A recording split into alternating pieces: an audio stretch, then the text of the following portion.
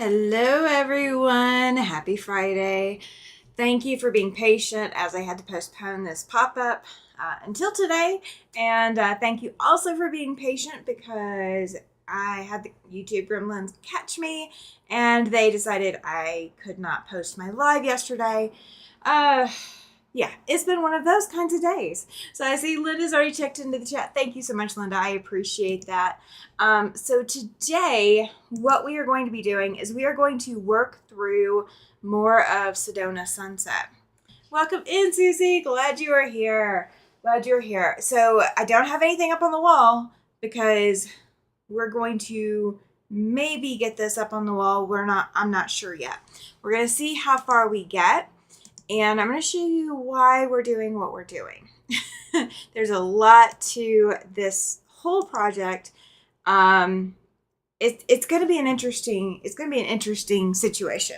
So I'm going to bring you guys over. Let's go ahead and take a look at what I've got over on my cutting table right now. And let me show you what we're doing. Okay. All right. So this is Sedona Sunset. This is what I've got of it so far. Now this top row is super wonky, super fluffy, and I've got some extra to work in. What I have done, so you guys don't feel like I've missed you on any of this. I'm not gonna leave you guys out, I promise. What I have done is I took every strip and I laid it directly on top of the next strip down. So before we ended last time, we'd gotten all the triangles put in place. We were going to be putting brown below each strip. So the top strip, I did go ahead and put a strip above it. And remember, if you guys remember, these were just strip sets that I had left over, and we've just been winging it this whole time. So there is no pattern to any of this, okay? There's no pattern to it at all.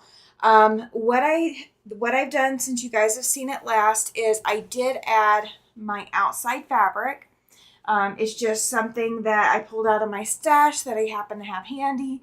I cut it at 60-degree angles, put the strips in place, and then measured my strip from this side all the way to the opposite end. And that's 80 inches, which is much more than I can show on this camera. But it's 80 inches wide so far. However, it's not that tall, so this is going to be a wide and short quilt unless we do some more changes to it. But the first thing we've got to do is we've got to get these rows together. And I guess the best way to show you where we're at with it, let me grab which strip is one of the worst. Okay, so I'm going to show you what we ended up with. So if you guys can see this yellow here, if we follow that yellow all the way down, I ran into a problem with making this level. And sorry, I ran over it with my chair. So if we follow that strip down, when we get down here, we have no yellow left. We have no yellow left whatsoever. So what I did is I took the bottom of a strip, so the bottom of this 2.5 inch wide brown strip that I added, and I measured it from there to here. So from here to there, just all the way down, I just measured. And I made sure that these strips right here, or this strip, was the same distance from the top of this seams of this strip all the way across. Okay, so the distance that it is from here to there is going to be the same here all the way down the length of the strip. So the strip sets are going to be level down the length of the quilt, even though the strip sets themselves are really, really wonky. So here's what we're going to do. Here's the twist. Here's how we're making some adjustments. And I do apologize, you guys, if you're hearing the sirens. I do have to have my window open right now because otherwise I will bake. My neighbor definitely has her heat on, so we are just making do. So Linda and Susie, how are you? How are you doing tonight? How are you doing this evening? It's so good to see you guys in here. So good to see you. All right. So here's what we're going to do. And I'm going to give you a rundown of it before we do anything. So I don't want you to think that I'm going to leave you behind. And we'll repeat this as many times as we have for this quilt. And we're going to kind of use this technique again in the future. So you guys will end up seeing this technique in another rendition on this quilt. So this quilt is by a long shot still not done. So we've got a long way to go. All right, so here, if you got, I don't know how well you can see it on the camera, but I have found my basting stitch. And it is just a very long length stitch. It's not very, it doesn't have to be, any specific length, but I wanted it to be fairly long. So down here, we've got probably maybe 3/4 of an inch of seam allowance. And then down here, I've got easily an inch. I don't know what we have all the way at the end, but it's definitely over an inch. So like an inch and a half. Susie says she's doing well, working on an on-point quilt. Awesome. Awesome, awesome. I've got a couple of those coming up too. So we've got a basting stitch, and so we've got this extra fabric that we've got to incorporate somehow, but I felt really bad about losing that much room on the stitching. So here's what we're going to do. So please do not panic on me. Please do not panic on me. All right.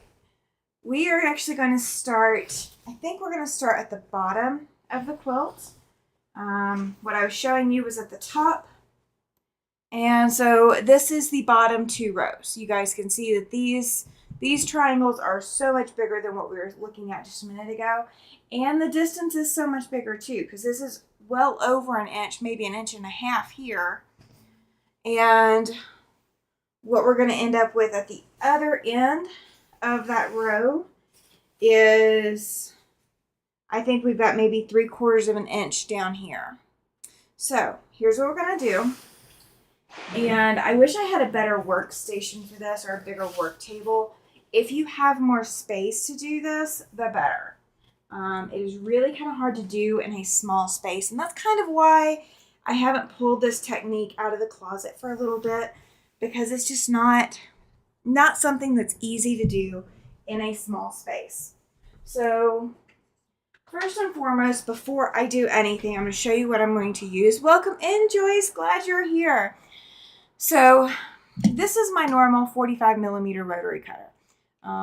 If you guys can see, fairly standard size blade. And this is the cutter we're going to use today. This is the 28mm rotary cutter. It is a Martelli. If you have trouble using Martelli, just use whatever brand you have. So you can do this technique without basting, but I needed to know how much room I had to wiggle around and play with.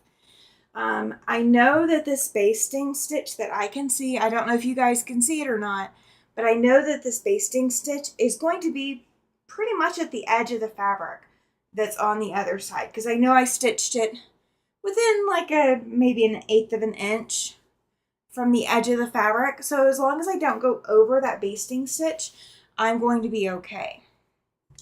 So what I'm going to do, and I'm going to panic you just a little bit, because this is not something we normally do, because we're used to using rulers, right?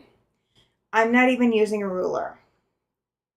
What I'm going to do is I'm going to start cutting, and I am just going to slowly go back and forth, and we are going to put a giant wave in this quilt. And we're going to be cutting we're going to be cutting both layers the whole way down. Okay, so if you can see here already, we've already got it started, okay? So this is going to end up being waste if I can't cut a 1-inch square out. And I will have to pick this out later, this basting stitch, but that's okay. We will be all right with that. So the reason that you typically want a bigger workspace to do this is because you are going to have to keep it within, keep it on your cutting mat. And I'm going to continuously run out of space doing this. But the goal with cutting it like this is we're going to end up with a very fluid movement down the width of our or down the length of our quilt, and it's going to be a curve. So you guys are going to see the curve on the front of the quilt because we're going to sew this here in a minute. But if you want to do this for your own quilts, for your own projects, you can do this even if you're not doing it to fix some wobbliness or fix, whatever might be going on with your quilt. You can do this for whatever reason you want to do this. You do not have to necessarily have a reason. Now, I do have a reason because, again, this quilt is just crazy and just does not match any of, established quilting techniques. So I cut into the basting stitches there and I cut into them a little bit here, but that's okay. As long as we have enough fabric to still be able to grab, we're still all right. And you are going to be seeing that you're going to cut, I apologize, thinking words. You're going to lose your seam allowances on both sides. So this is going to shorten your quilt by 1/2 inch for every one of these that we do. So this quilt was originally, I should have measured it before I started cutting, but one end was closer to 71.5 inches and the other was closer to like 70. And then I had to readjust. I think I got it all across the board closer to 71 inches. But with doing this, we're going to be losing that 1/2 inch for each of these. And so we're going to be losing 5 seams. Yeah, we're going to lose a couple of inches. We're going to lose a couple of inches. So that is the twist we are going to put on this quilt. So we're going to have a wavy seam. All right, so here's my scrap from the first cut. And we are going to sew before we cut any more. I don't want to try to sew all of this without having cut it, I don't want to try to cut all of this without having sewn it together first. So I am going to take out these basting stitches and get this extra fabric out of the way. And we're going to do this to every last one of these seams where we're going to sew these rows together. So I can tell I got really close right there and it's trying to pull my fabric with it. So have you guys ever done any improvisational curved piecing like this? Is this something you've seen anyone do lately? Is this a completely new technique? Does it look super scary or does it look fun? Let me know what you're thinking. I took a course at Paducah and I, for the life of me, cannot remember the teacher's name. And I don't even remember what year I took this course. I might be able to go back in my photos and find it. But it was many, many years ago. It was over 8 years ago that I took that course. And I really haven't played with the technique much. But when I came across my 365 quilt and started pulling everything out for it, I came across my project that I started at Paducah that had this curve piecing technique. And I was like, well, you know what? I might actually need to use that. I need to finish that project. Yeah, that's one part of it.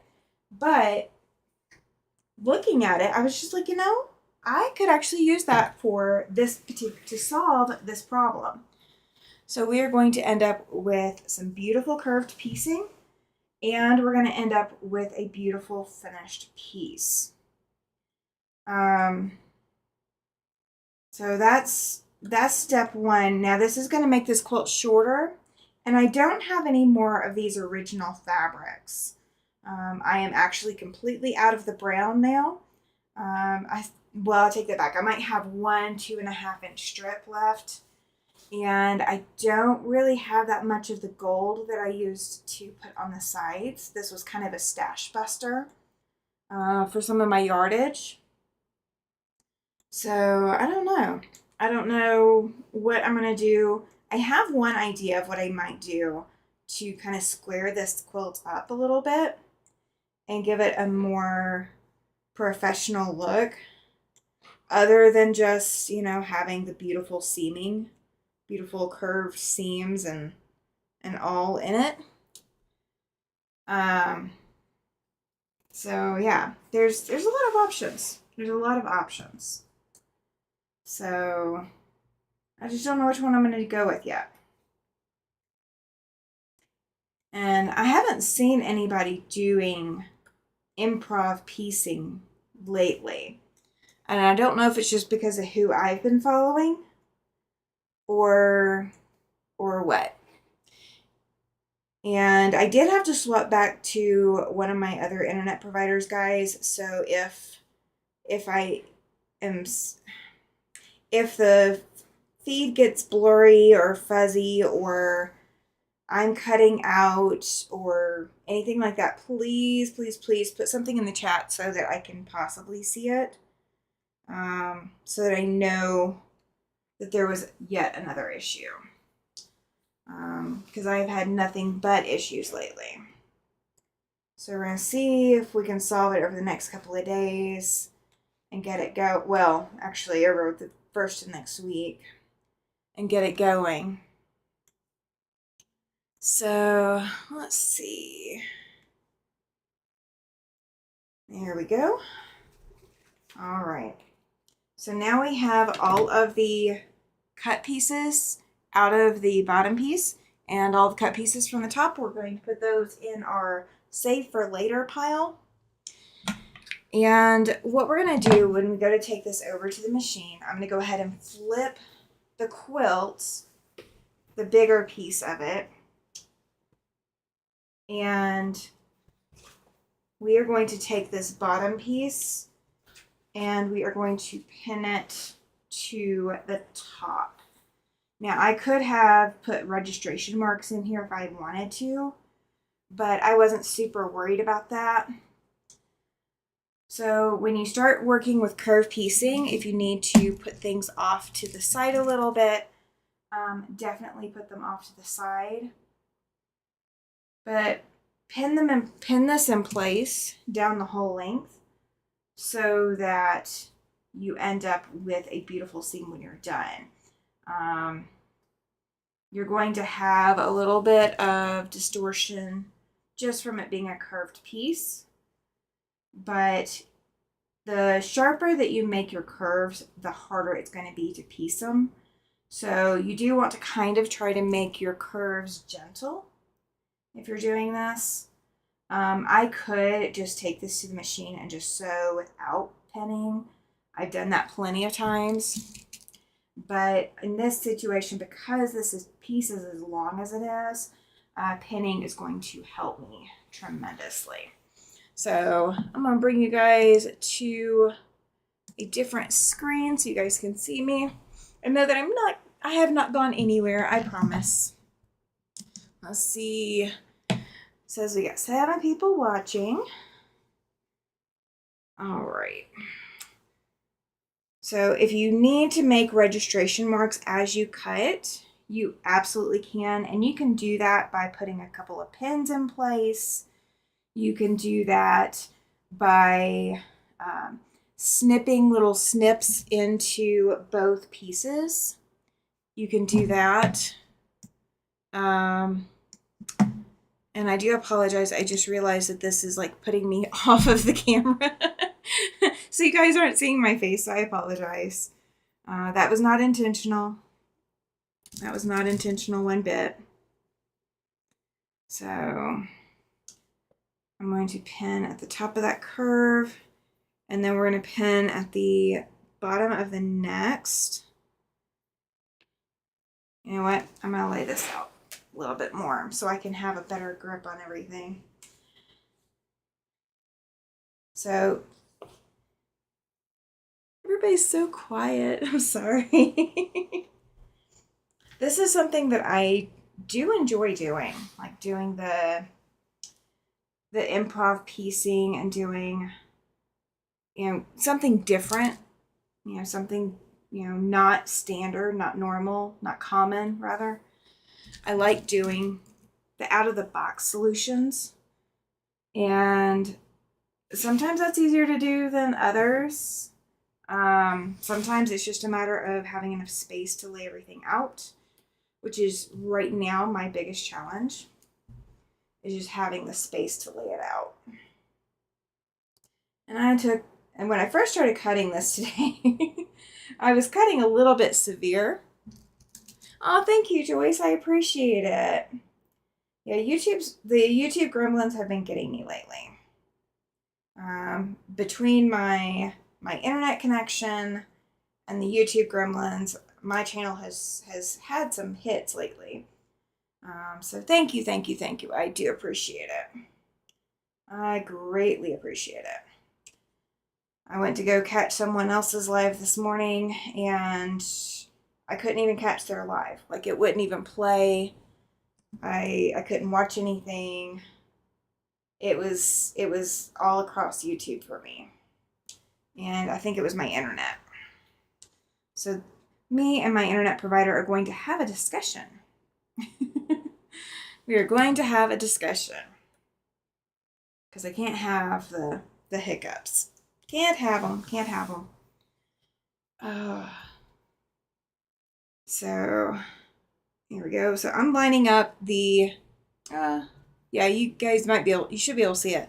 I'm lining up the top of this yellow piece to the bottom curve of the piece that it goes up against. And then I'm going to take this next bottom curve and line up the center to the top curve. And I will ease some of this in as I go. I'm not going to pin excessively, but the steeper your curves, the harder this is to do. So just keep that in mind. The more gentle your curves, the easier it is to sew them. Let's see, there we go. There's the next curve down and curve up. So how is everybody doing for their weather? We were supposed to get between 1 and 3 inches of snow. It's already stopped snowing, and there's no accumulation here. Like, it's already melting off. It's not gonna stick this time, which is okay. We still needed the precipitation. We still needed it, even if it wasn't as pretty as we'd hoped. And it's already warming up. It's already 35 degrees outside. Oh. And it's 70 in here. I'm half tempted to go turn on my air conditioning. Do any of you guys do that? Do any of you guys turn on your air conditioning in the middle of winter? And I apologize in advance. All the sirens. I have no control over the sirens. I have no control over it. Oh. Here we go. All right. Let's see. We are getting down to the end, guys. We're getting down to the end. All right. So we got another curve up here. and curve down on there. So I'm going to match it up. And we're going to come back and match the peak with the valley.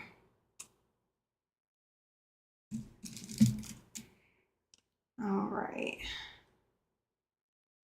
How many of you guys have been following this whole project?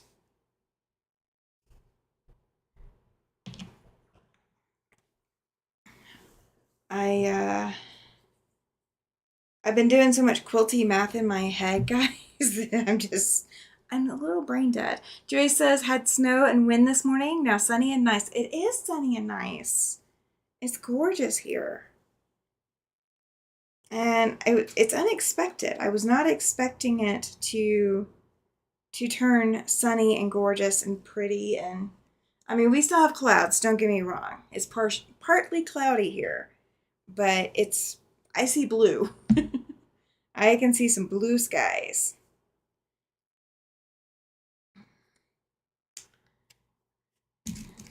I know that Becca goes live tonight, and I hope I didn't catch everybody at the time Becca's going live. So I apologize. It's not intentional. I'm not trying to tear people away. Me, as in, you did expect it cold and windy here. Oh no, Susie. That's crazy. It was windy here earlier today and cold. But it is, I mean, it's 35, but it's not that bad. 35 is not bad for us, at least right now. We're kind of used to it now. 35 is the normal. 35 is the normal. Okay, so when you go to sew this, we're going to sew a 1/4 inch seam. So that is still going to be the case. I'm going to get all that out of my way. And we're going to bring this over. And I cannot turn the light off on Ricky, so I do apologize that I can't do that. So this is probably about as good of a view as I can make it. I am going to make it so I can see better what you guys can see. There we go. All right, so I am going to put a 1/4 inch off on the top piece. I still have a couple hours before Becca. Okay, God, goodness. Thank you, Joyce. I appreciate it. You're always up on everybody's schedule. So much more than I am. So much more than I am. All right. Here we go. 42. Goodness. You're having a heat wave compared to me. Oh. Well, Susie, the warm weather's coming. We're going to wish the warm weather for you. How's that? Does that help a little bit?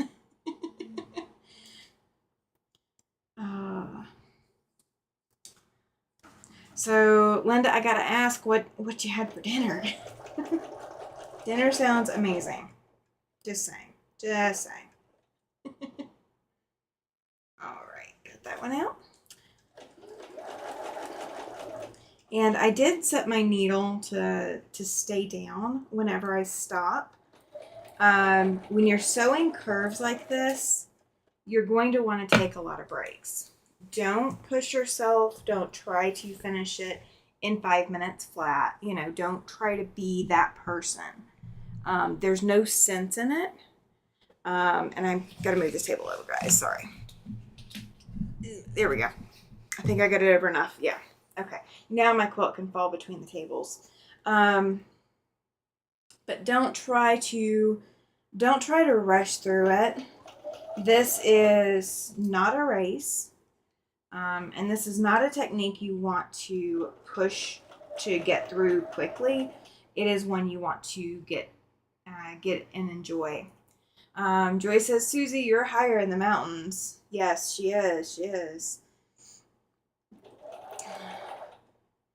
All the Wyoming ladies are here today. Oh, I guess that's what it is. Is we're staying local. We're staying local today. All right. So I'm going to take that pin out, and we are going to start getting this gathered up a little bit. So when you go through and you've got your bigger piece on top than you do on bottom, you want to make a little bit more positioning to your fabrics, and you want to pull your bottom fabric and push your top. Susie says, "Go Wyoming!" Right? Right? We're all here. We're missing a few, super local in my buying. Oh, she comes on in 30. Okay. Well, we won't hang out long then, because I don't want people to miss Donna or, miss out on their normal Fridays. Welcome in, Ollie. What is it that you're making? Looks sort of Halloweenish. Of course you would say that. Of course you would say that. This is that Sedona Sunset that I've been working off and on for pop-ups for the last couple times. This is pop-up number 5 for it. So this is all of those strip sets. I am now taking and we are going to put those rows together. So what I did is we've prepped by lining all the rows up, and now we are easing the rows in together. So I've put some curved seams in there, and so we're gonna make it all curvy. We're gonna make it a curvy adventure.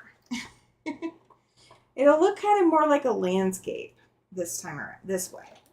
And that's kind of what I'm going for. I want it to look a little bit more landscapey than candy corny. All right, so now my big piece is on bottom, which makes it easier. It is definitely easier when that bigger piece is on bottom. Now, one thing that I've done in the past, but it's not easy to do with this, is you piece the sections that are easy while you're facing this direction, then you flip it over and then piece the other sections.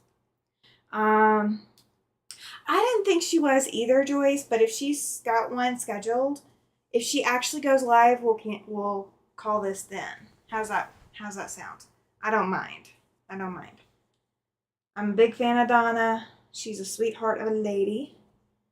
So I do not mind playing second fiddle. So, you guys can tell me what you want me to plan to do. I will work within the bounds of what the general public wants. Do you want me or do you want Donna? You gotta choose. No, I'm just kidding. Hi, Katie. Glad you're here. So we are working on Sedona Sunset. So it is mostly in my lap and on the floor at the moment. Oh, I feel like I'm laughing just to laugh. So I feel like I'm apologizing like crazy too. That is my life today, guys. That is my life today. We're just taking it as it comes. That is all we're going to do. And I'm going to have to ease this in. It does not like me right now. This particular curve, I curved it too much. So it doesn't like me so much. So we're going to curve it until it likes me. We're going to ease it until it likes me. That's what we're going for. Easing it until it likes me. All right. Now, I don't want to scare anybody. I know this looks scary to have, cut into your project like this and to then be, working on piecing these curves and all of that, but it is only fabric, guys. It is only fabric. Make it like you. Yes. That is very much what I'm doing, Ollie. It is very much what I'm doing. I haven't had a project to use this technique on in a hot minute. So having a project I can use it on is kind of refreshing. Kind of refreshing.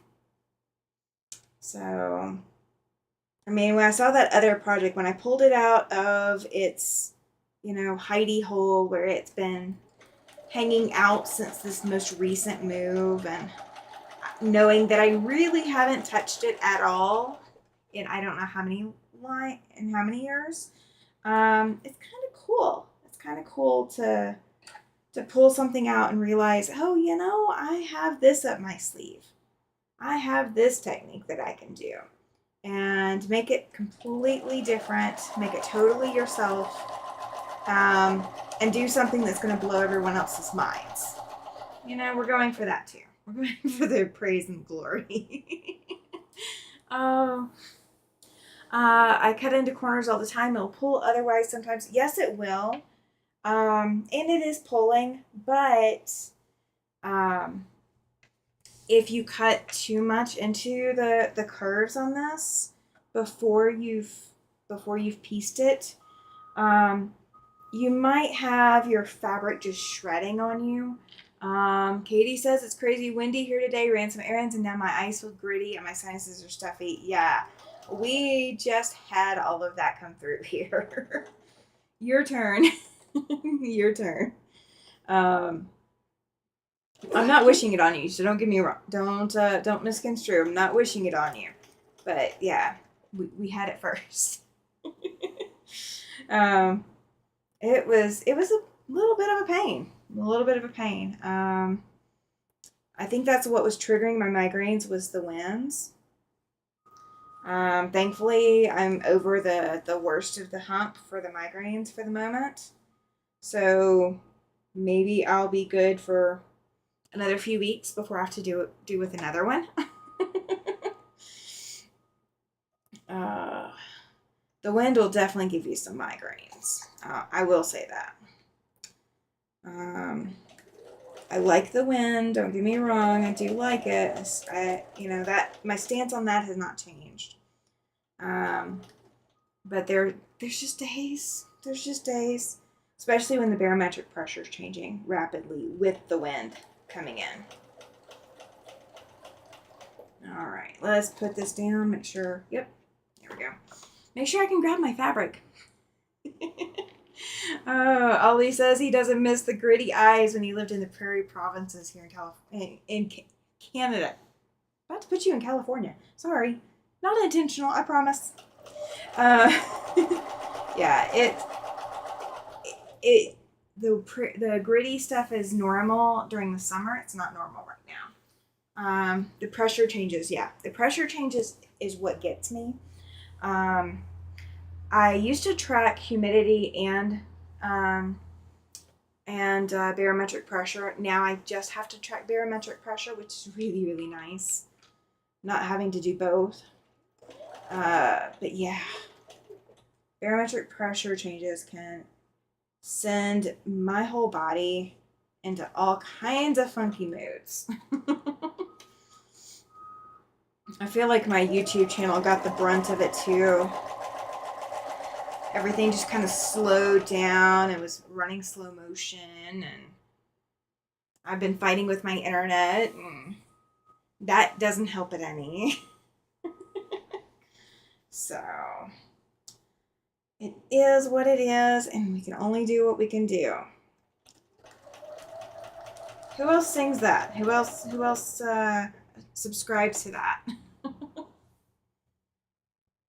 Because I am definitely on the fence about the whole just letting it go. It is so hard to just let things go and not let it stress me. I just want to let it stress me for a day. Am I allowed to let it stress me for a day, guys? You tell me. You tell me. And today is National Pie Day. In case you haven't already seen all the ads on TV or all over the internet or in your email box. You agree 100%. Yeah, so today is National Pie Day. Now, if you take 3.14, written with the 4 like the with the top closed, kind of like a 9. If you write pi with the 4 closed and then you reverse it, pi 3.14 spells out pi. You're welcome. I saw that somewhere today and I was just going, where has this been my whole life? Where has this been? All right. I'm gonna get. We are almost to the end, guys. We're almost at the end of the seam. Oh, we got a lot further than I thought. Oops. I started looking today, and I've been looking at retreats, and I don't know that I'm going to make any of the retreats this summer. I thought I might be able to try to make 1, maybe 2 retreats, but I don't know that I can make any of them this summer. So we're just going to invest back into the studio. How's that sound? We'll invest to get more needles and get long arming supplies and get quilts finished. And you had quiche and a slice of berry pie for lunch. Double pie day for you. Oh my goodness, Katie. That's fantastic. That's the way to do it. That's the way to do it. Absolutely. So we stopped and got Arby's because I had to go out to go get keys for tomorrow. I'm hosting a sewing day to work on some charity project. And in order to host it, I've got to have the keys to the facility so I can unlock it. And while I was there, or while we were out, I agreed we'd run by and go get, welcome in, Tasha. Glad you're here. Thank you. Thank you for getting in here. I appreciate it. So we got Arby's, and I got one of those cherry turnovers. And I informed my husband that today is National Pie Day, and he about had to flip out on me because he's like, "Why didn't you tell me sooner?" I was like, because I thought you would have known." Oh. Tasha, you're hilarious. She says she surprised the kids with pie tonight, but I was just as excited. My husband is a pie person. I'm not really a pie person. It takes a lot for me to want pie, and takes a lot for me to actually sit down to eat pie. Like, I mean, we'll do pumpkin pie at Christmas or Thanksgiving, and I'll do pecan pie, but I'm not usually a pie person. I'm not really a cake person either. I'm not a cupcake person. Those aren't my normal things. They're not things I crave. They're not things I get into normally. And I can actually walk pie. I could walk past pie. Nolly says that he could eat pie for dinner. Now, I will eat a chicken pot pie. Like, I will eat pot pie. Like that. Like a personal, like, chicken pot pie or, turkey pot pie. Something like that. I don't do beef ones, but Ollie didn't find out about Pie Day until after he had dinner. Oh. Yeah, I knew Pie Day was coming up. It's a mathematician's dream to have a day. We gotta have a day, right? Turkey or chicken pot pie, yes. So those I can eat. Those, like, don't, I don't, like, shy away from that.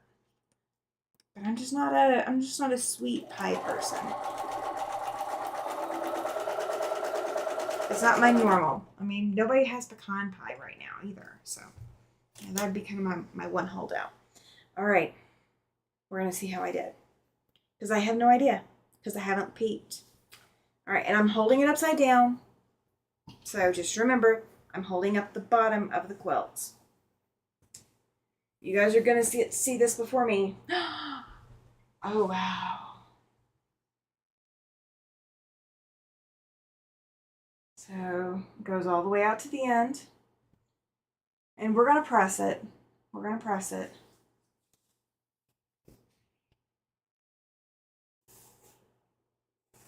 Look at that. Look at how cool that looks, guys. Now, granted, this is the, this is the bottom of the quilt right here. Up at the top, it's the bottom of the quilt. So, yes. Yes, I'm so excited. I'm so excited. Now, when you go to press this, you can press one direction or the other. You don't have to, you can press everything open if you want. I'm going to press everything up towards the top of the quilt because I'm going to have less seams in that curvy part. I'm going to have less seams in the brown of the curvy part. And we're going to stand iron because I've got that small ironing board. I really need to set up my big one. But all I've got right now is the small one. My big one is over that section of the room. And I'm expecting to be reorganizing my room here in the next couple of weeks, maybe. Oh, thank you, Joyce. Like a mountain sunset. Yes, Katie, that's exactly what I was going for. That's exactly what I was going for. Oh, I'm sorry. I promise I'm not trying to peek. I promise I was not trying to go hide behind the other cameras. I promise. That was not intentional. All right. I got a couple sections done.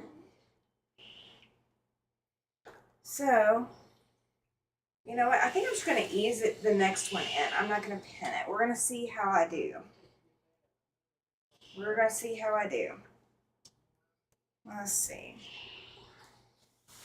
And here we go. All right. I got it pressed. So now for the direction that it's actually going to go. If I can get a hold of it. Look at that.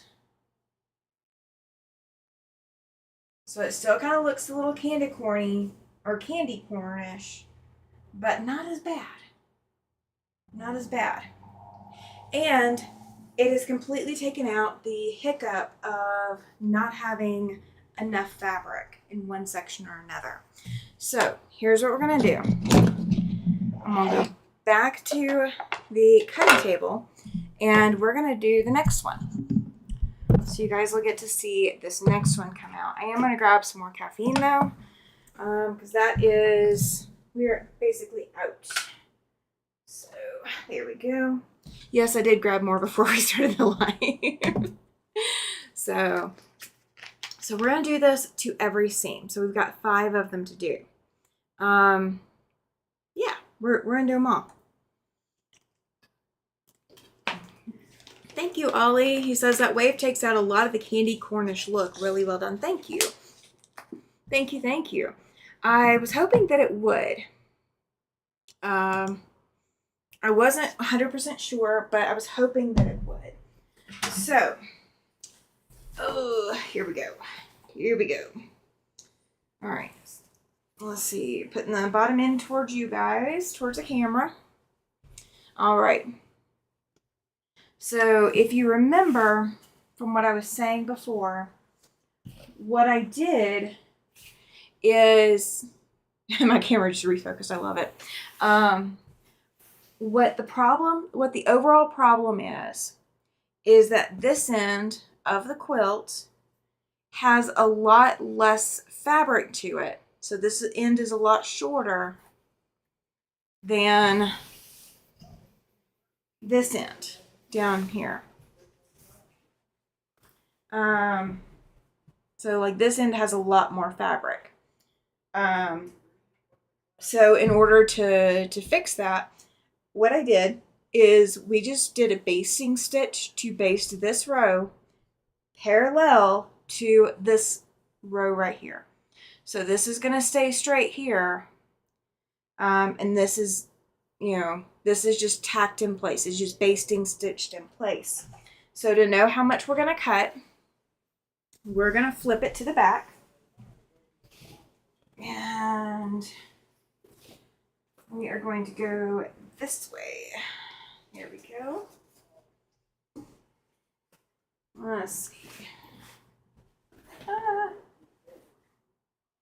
As I get to reach over everything and everyone. Okay, sorry. If you don't get to play Maniacal Evil Genius at some point, this is the one. This is the time to play it. This is the time. Okay. So anywhere that I have fabric, I can see my basting stitch. Okay, that's where I'm running my finger up against. I'm running finger up against the basting stitch. Okay, wherever I've got fabric out here that's up against it is where I can cut.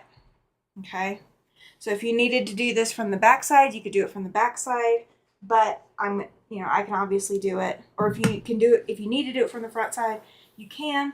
You just need to know how much fabric you have. And with the way that I was basting it, I would have had to lay this on the back and measure from a seam line here to figure out my measurements. That was too much work for me. So this was the easier way to go. So this time we're going to do a little bit easier curves. We're not going to curve as deep, at least to start, because I don't think it really needs it on every single row to be super deep. But as long as I still have fabric, I can still cut. Okay. So I'm getting kind of close to the edge here on this yellow. So I am going to start curving back down a little bit.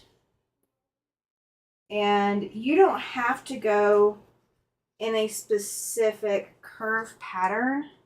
You can just, quite literally wing it to create this pattern, to however you need to create your pattern for it.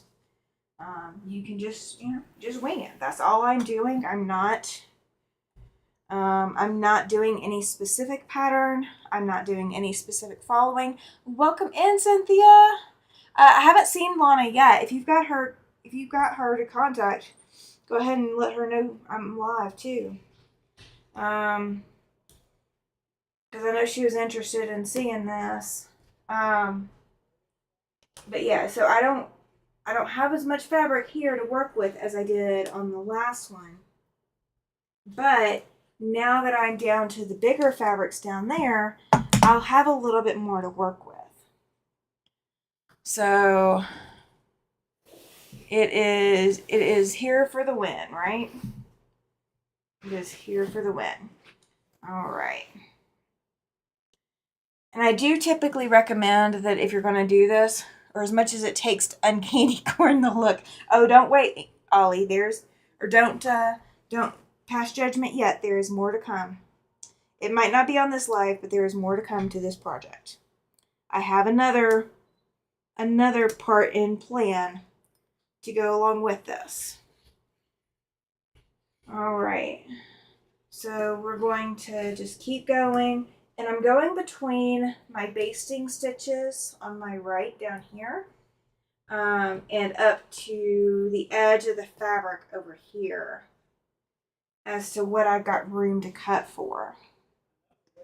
I think I cut to my basting stitches a minute ago. Yeah, I did. That's okay. My basting stitches mean I have like 1/8 of an inch left. Yeah, Joyce says she hadn't seen Lana yet either. All right. So now we're in to the extra fabric, the extra gold fabric, and we are done. All right, so we have now made it down the whole length of the quilt again, or the whole width of the quilt, correction, width of the quilt. And so what we're going to do, I'm going to set this back up here. And we're going to do the same thing we did last time. We are going to pull out our basting stitches. So this extra little brown that's here, because of the basting stitches. That's all gotta go, because otherwise I won't have the ability to stretch and um, shush my fabric around as much as I need to. Zhuzh it, or whatever it was that Amber over at Cheeky Quilter said the other night. I think she said zhuzhing. And I had completely forgotten, because that is something I used to say all the time. I haven't said it in a while until now, but now that she opened that Pandora's box, that word is back in my vocabulary again. Not that it needs to be, but it's there. Oh, Cynthia says she's in a dust storm. Just heard that her town has mandatory evacuation and the main highway between us has been closed.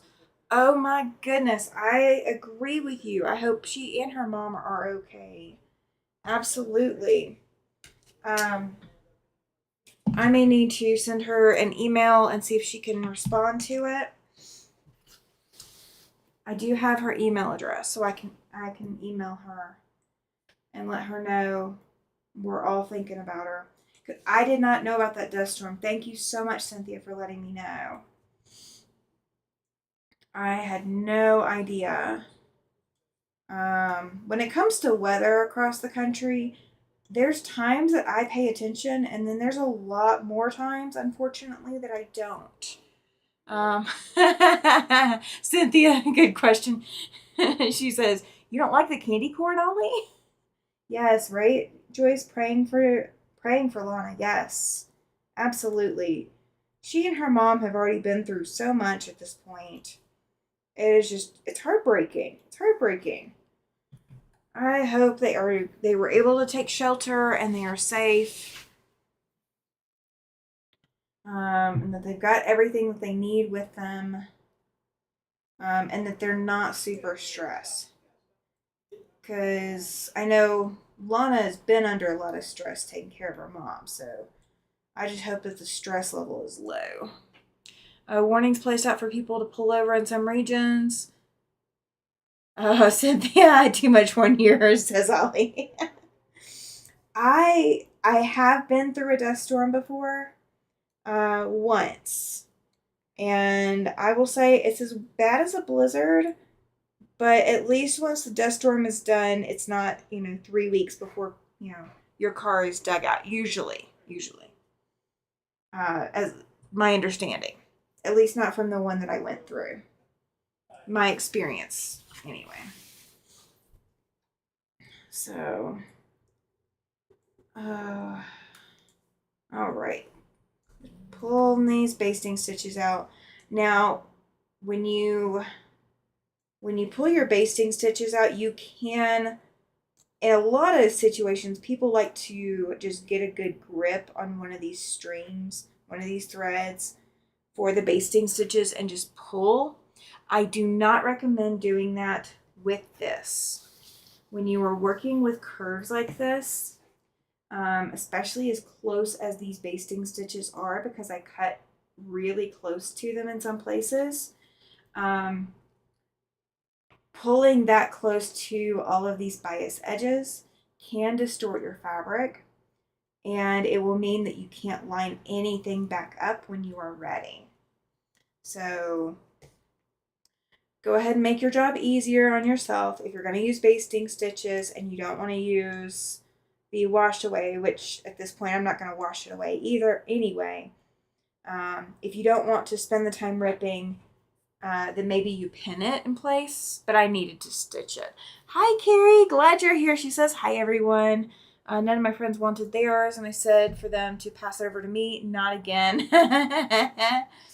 Oh, goodness. Oh, the candy corn. Okay. We went through a dust storm that had tiny rocks in it, basically sandblasted one side of our car. I believe it. I do.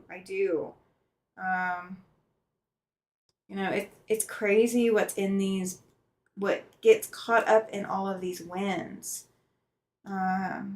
Just absolute craziness.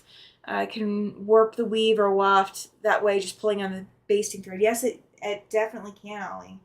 That is absolutely right. This is one of those times you want to be delicate. So what you're seeing me do is I'm not pulling extra hard on anything. I am cutting every second or third stitch, and these are the basting stitches. These are huge stitches, like 5 millimeter long stitches. So I'm cutting them on this side, and I'm just pulling the other fabric out, and it's just, pulling it underneath. Hi, William. Glad you're here. Glad you're okay too. Do you ever do one of those greetings where you go to say, or maybe it's bye, and instead of saying bye to someone, or you say have a good afternoon, you say something crazy like have a love you, or you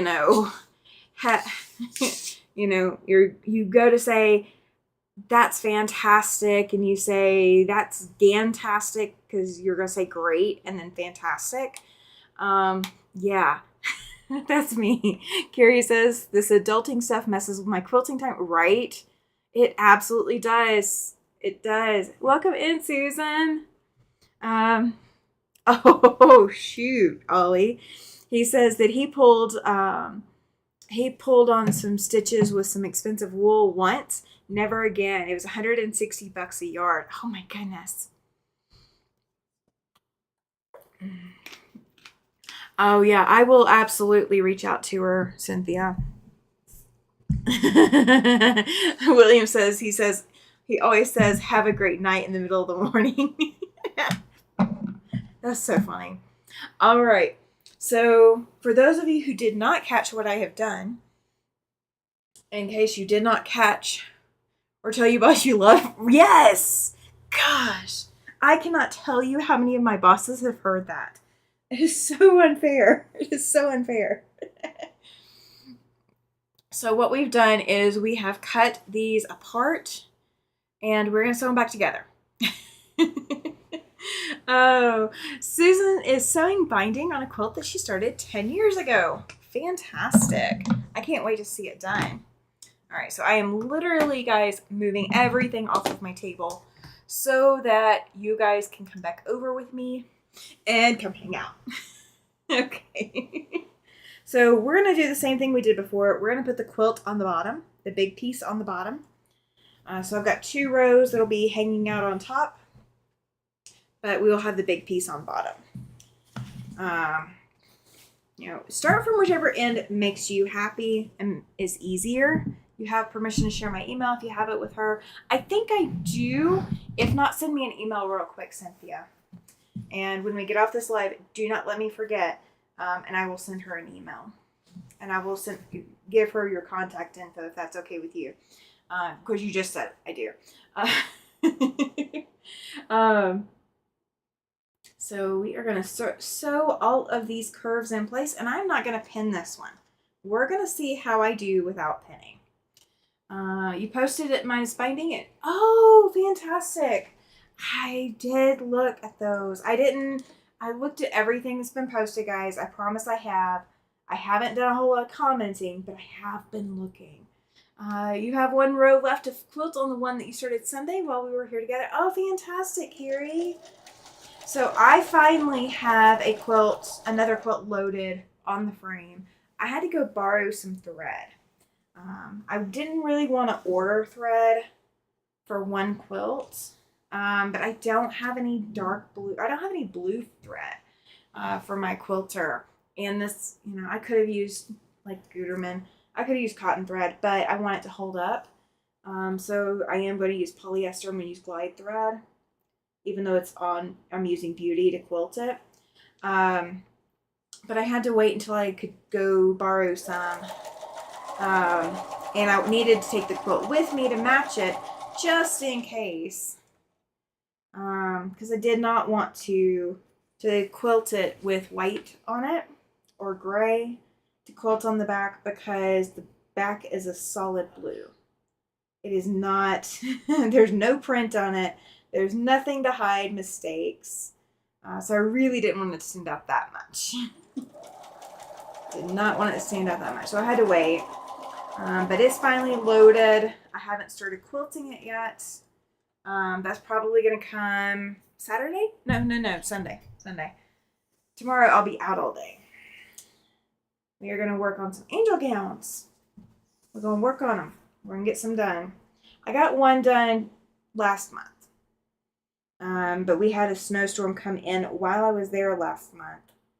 And nobody else was able to show up. So we kind of called it an early day because I was there by myself. I'm not gonna sit there all day by myself in this big, vast, empty building. It's just not fun. So this will be something right up William's alley, I think, when he's ready. So you'll have to see what I've done once I get if you haven't been watching, you're gonna have to go back and see. And guys, please do not forget to hit thumbs up. Please. Super chats do get you entered for giveaways, and the next giveaway date is April 8th.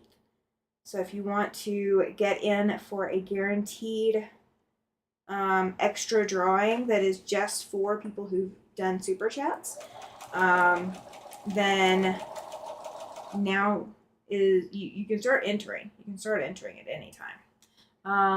You also took purrs and pumpkins. Oh, yay!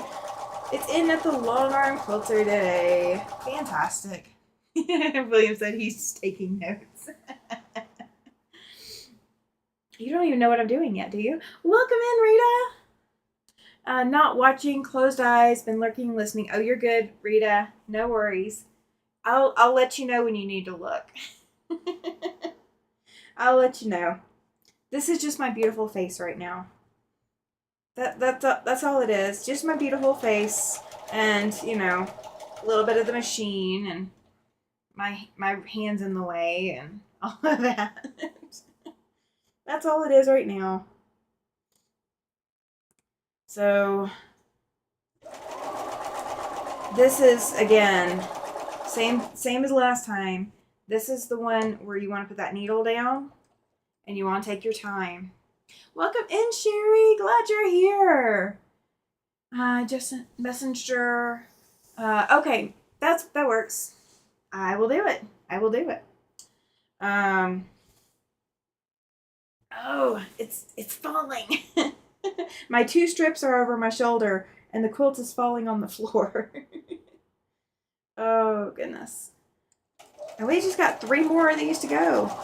Just 3 more. I think. Something like that. Rita says, I still like that bright colored quilt. That's what I'm working on. We're working on the Not So Candy Corn Sedona Sunset. We're not so candy corning it. We're uncandy corning it. It was candy corn, now it's not. Now, I mean, it's less candy corn than it was. It's still got more to go. And I have kind of figured out we might be adding another fabric in it. We're gonna see. We might be adding another fabric to it. I'll get you guys feedback on it. I'll be right back. Gotta feed the pets. Oh, absolutely, Joyce. Ollie says that could be a country song. 2 strips on my shoulder and another draping on the floor. You write it, you write it, Ollie, and we'll get William and Jess together to sing it. How's that?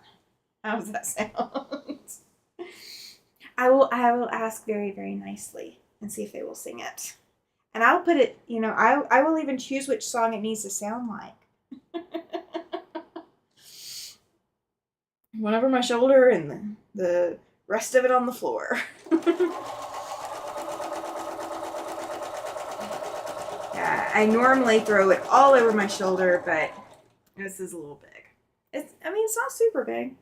I guess I could have. But, oh well. Now it's in my lap. Okay, so I do have a little bit of a tag of extra fabric. I don't know how well you guys can see it, but it did not cut cleanly, so I'm going to just go in here and snip it off. So And that happens too. Susan said, "Oh, welcome in, Lori. Glad you're here." Susan says, "Boy, do I know what it's like. That's like Pers and Pumpkin did as I was sewing borders. That was a pain to cut the plaid border by hand so the plaid would be straight. It's clean. Oh, goodness gracious. Yes."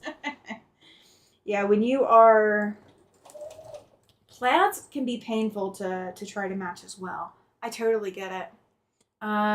William has to play the banjo and Jess on cowbell. I think Jess needs a cowbell to do that, Ollie. Are you sending one to her?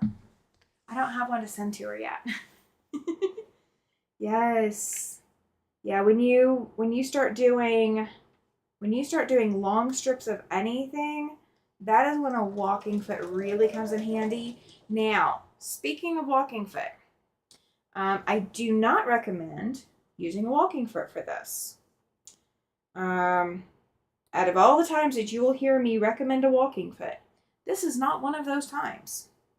When you are trying to adjust and ease these curves together, a walking foot is designed for even feeding of your strips to each other.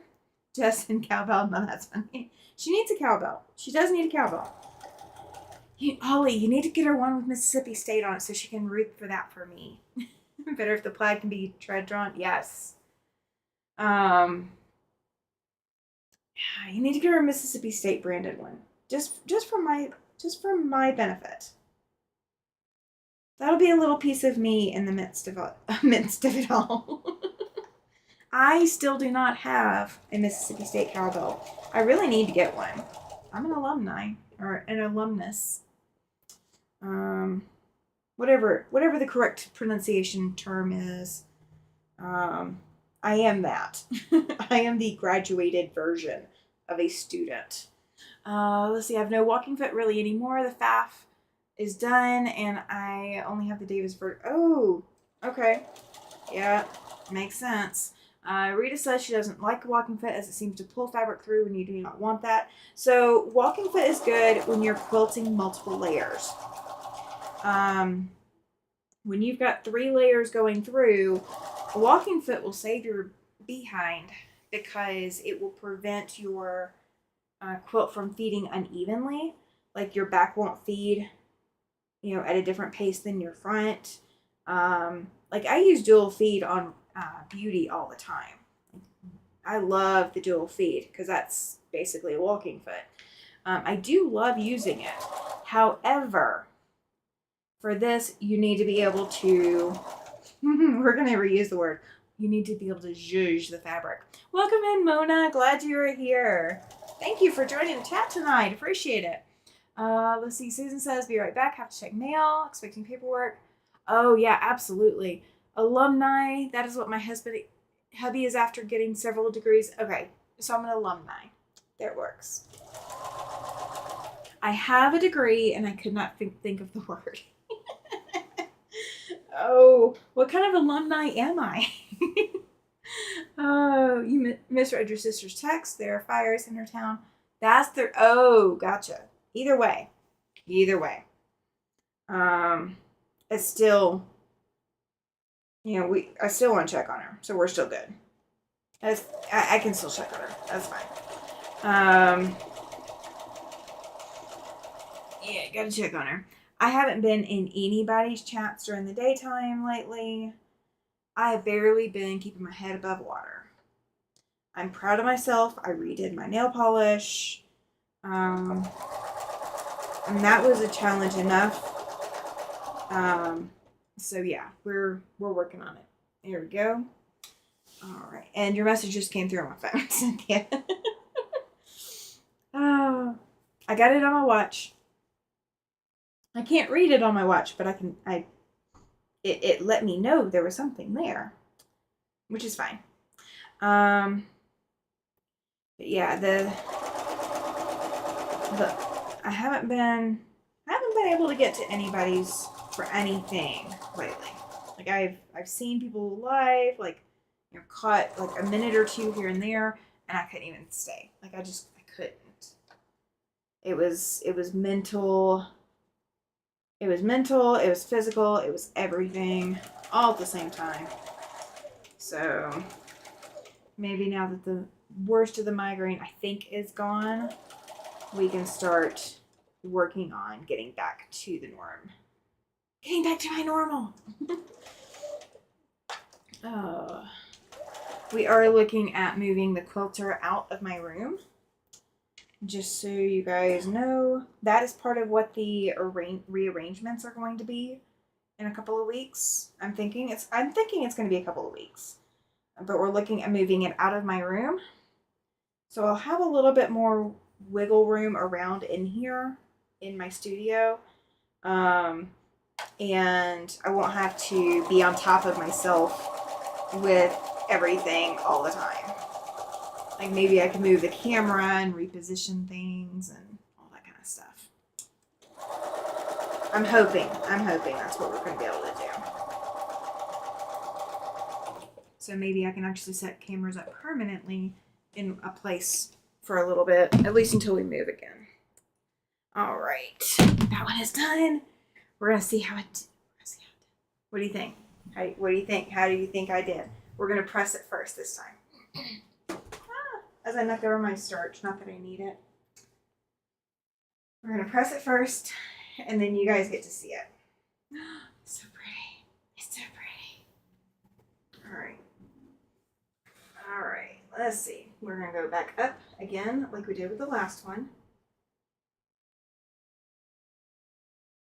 I think my iron got rid of most of the water, so I may not have steam. Oh, okay. That's what it is. That's what came through on my watch. Okay. Gotcha. It reminds me of the big Dust Bowl in Oklahoma in the 1930s. Oh, gotcha.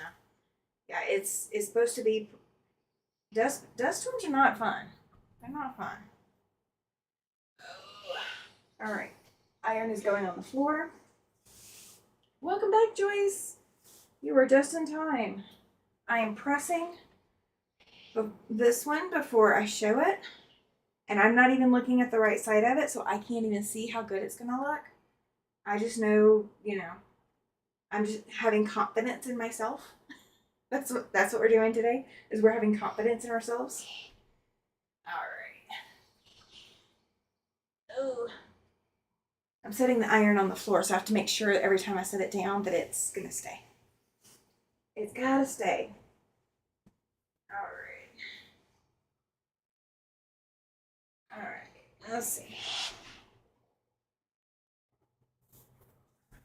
See how far we got. Oh, we don't have that much further. All right, last one, I think.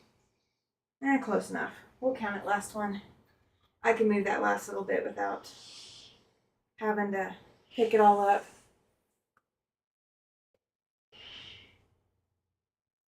All right, big reveal. I see it. Abandoned house from Dust Bowl in the 1930s in Saskatchewan, Canada. The house had drifts 15 feet off the one side still. It was a no-go zone for an air race. Oh, gosh. I can imagine. Mother Nature doesn't play. Mother Nature doesn't care that we built a house somewhere. Mother Nature, why? Why would Mother Nature care? Right? All right. I'm not even looking, guys. I'm just folding it so that I can show. All right. So now we have 2 rows that are wavy. So now we have 2 done. See, there's not as much wave down here, but that's okay. It's organic. So that's what we're doing. We're doing it organic. All right, so we got 3 more to go because there's a total of 6 rows. So I'm going to bring you guys back over here. Rita says, nice, thank you. Cynthia says, wow, yes, right? I love being able to do this. I love having that flexibility to be able to make this work. Cynthia says, I love the quilt, Tammy. Oh, this is not even done. Sherry says, oh, I like that, Tammy. Thank you. Thank you, thank you. Carrie says, very nice. Thank you. I appreciate it. I appreciate it. So, we're ready for another row. All right. So, this is the front. Of course, I'm not going to be able to cut it from the front because I can't see what I'm cutting. But it doesn't matter if I go down at the start of both of them or if I go up or whatever. So, you can play around with how you do your curved seams, okay? So if you want to do this technique on one of your quilt projects, you do not have to follow any specific set of rules other than make sure that there is fabric on both sides of your cut.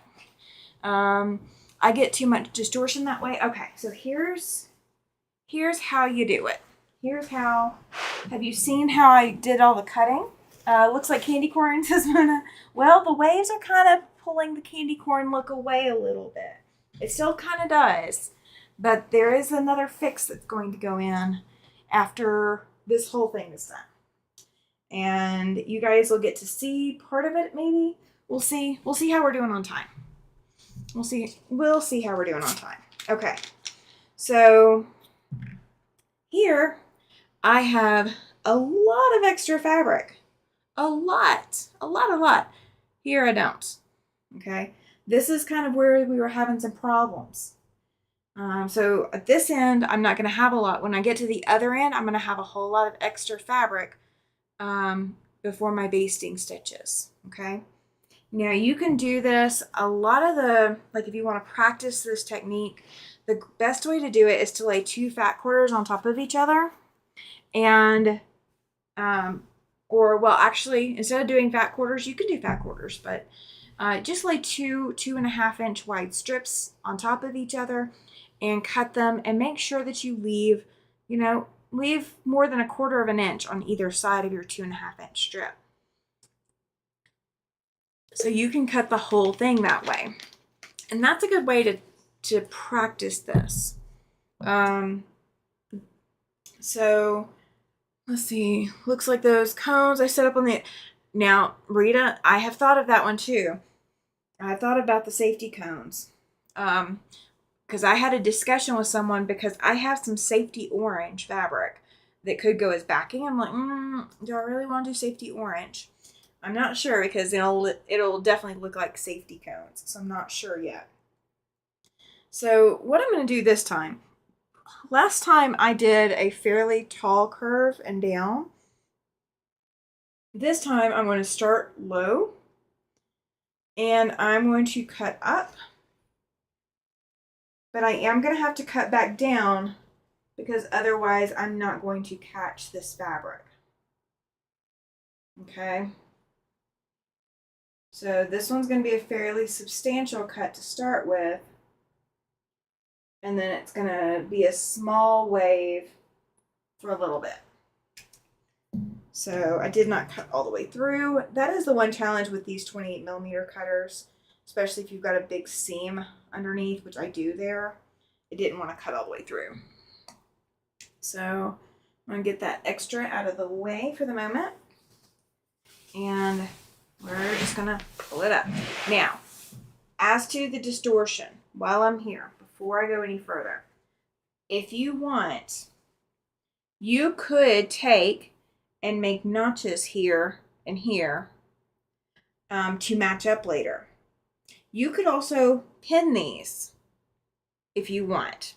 I didn't pin this last one, and it came out fairly flat, and with starch, it will lay completely flat. The first one I might have to I might have to go back and finagle just a little bit, but this is, this is improvisational. It doesn't have a specific amount of curve.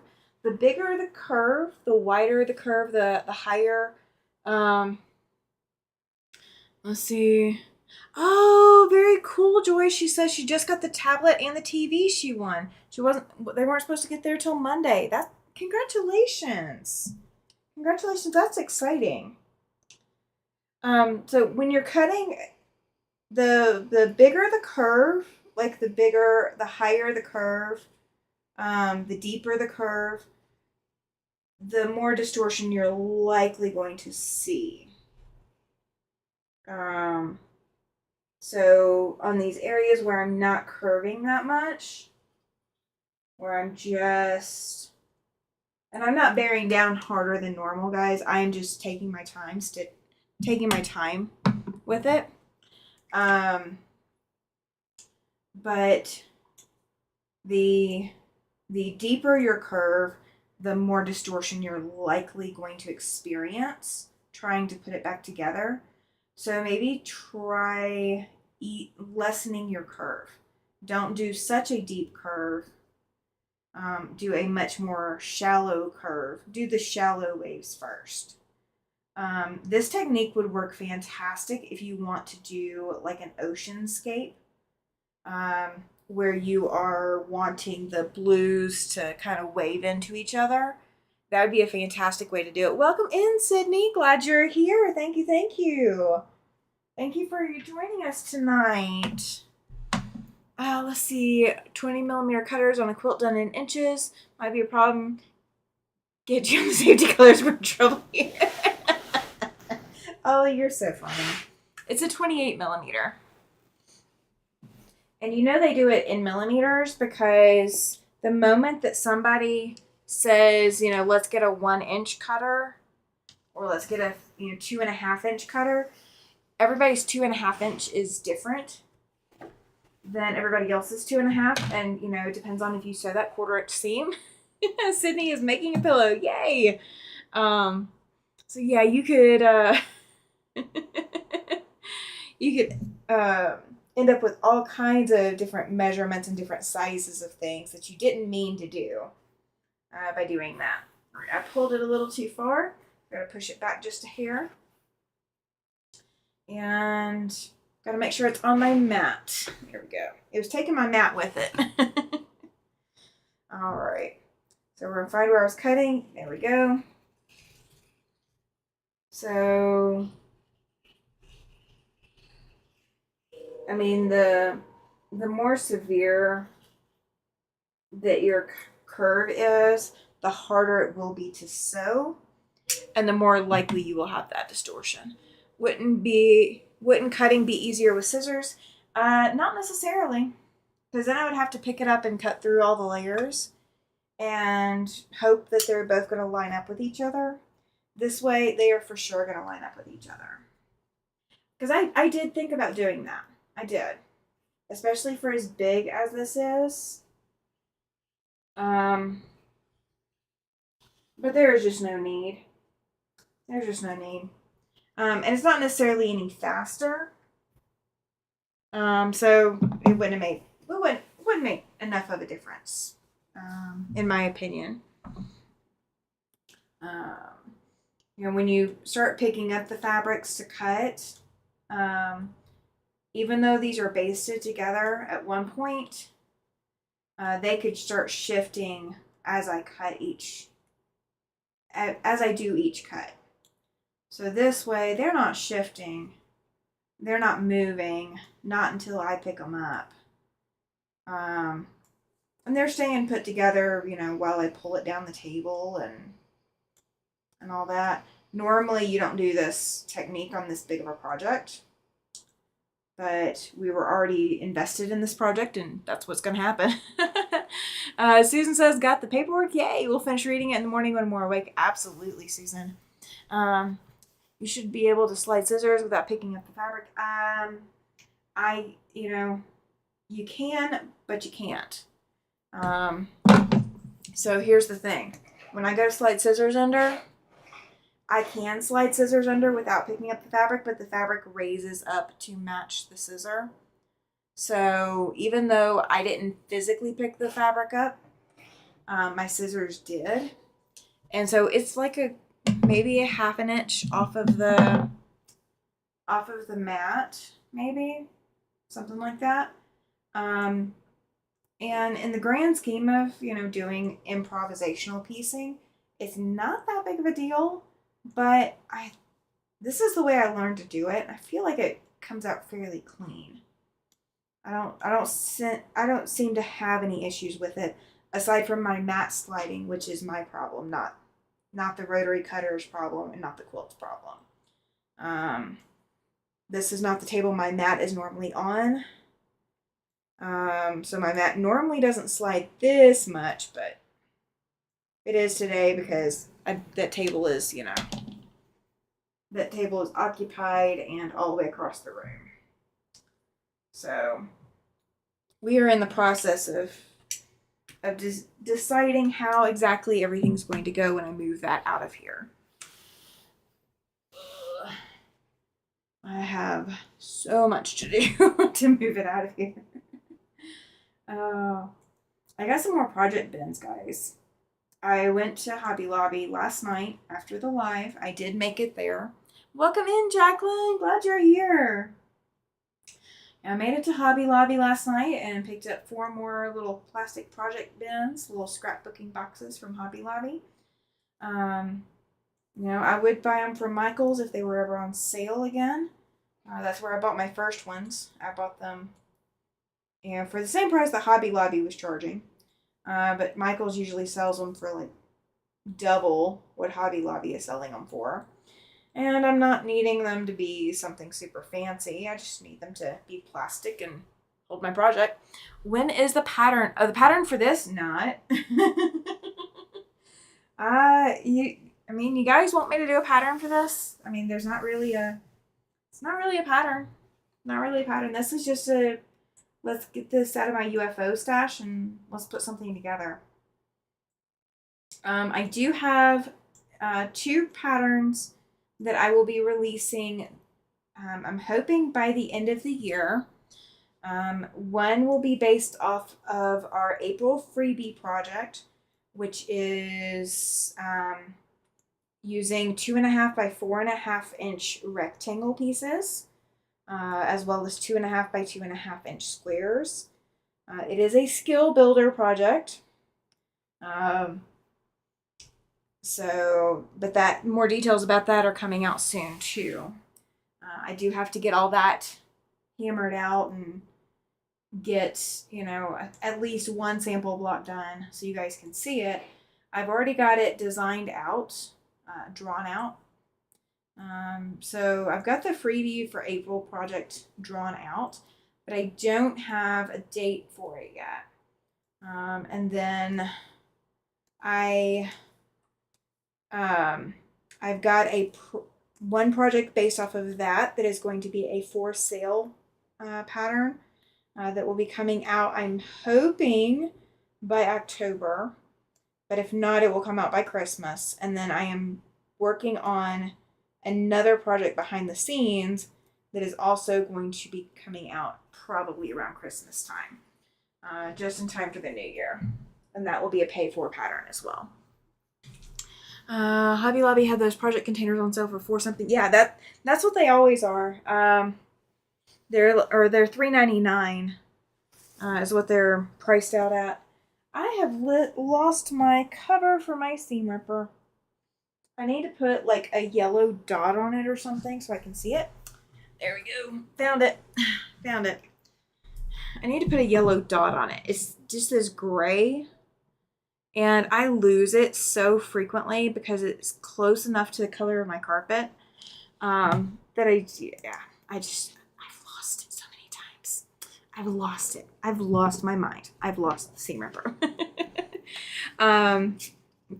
Now, do you guys want me to do a pattern based off of this? Because I don't mind. I will do one. But that's up to you.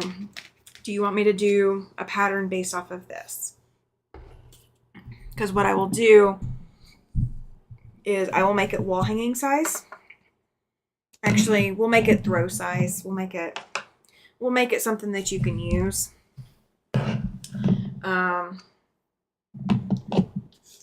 But that way you can test out that technique as well as putting it together. But I really wouldn't know what fabrics to suggest. Like that's where I'd hiccup. Oh, thank you, Susan. Yay. That would be cool. Okay, I will do it. And you are talking about this project, right? We're talking about the not candy corn project. So Susan, you have now got an entry for the giveaways. You do not have to be present to win. on April 8th. You will have a giveaway where you don't have to be present to win.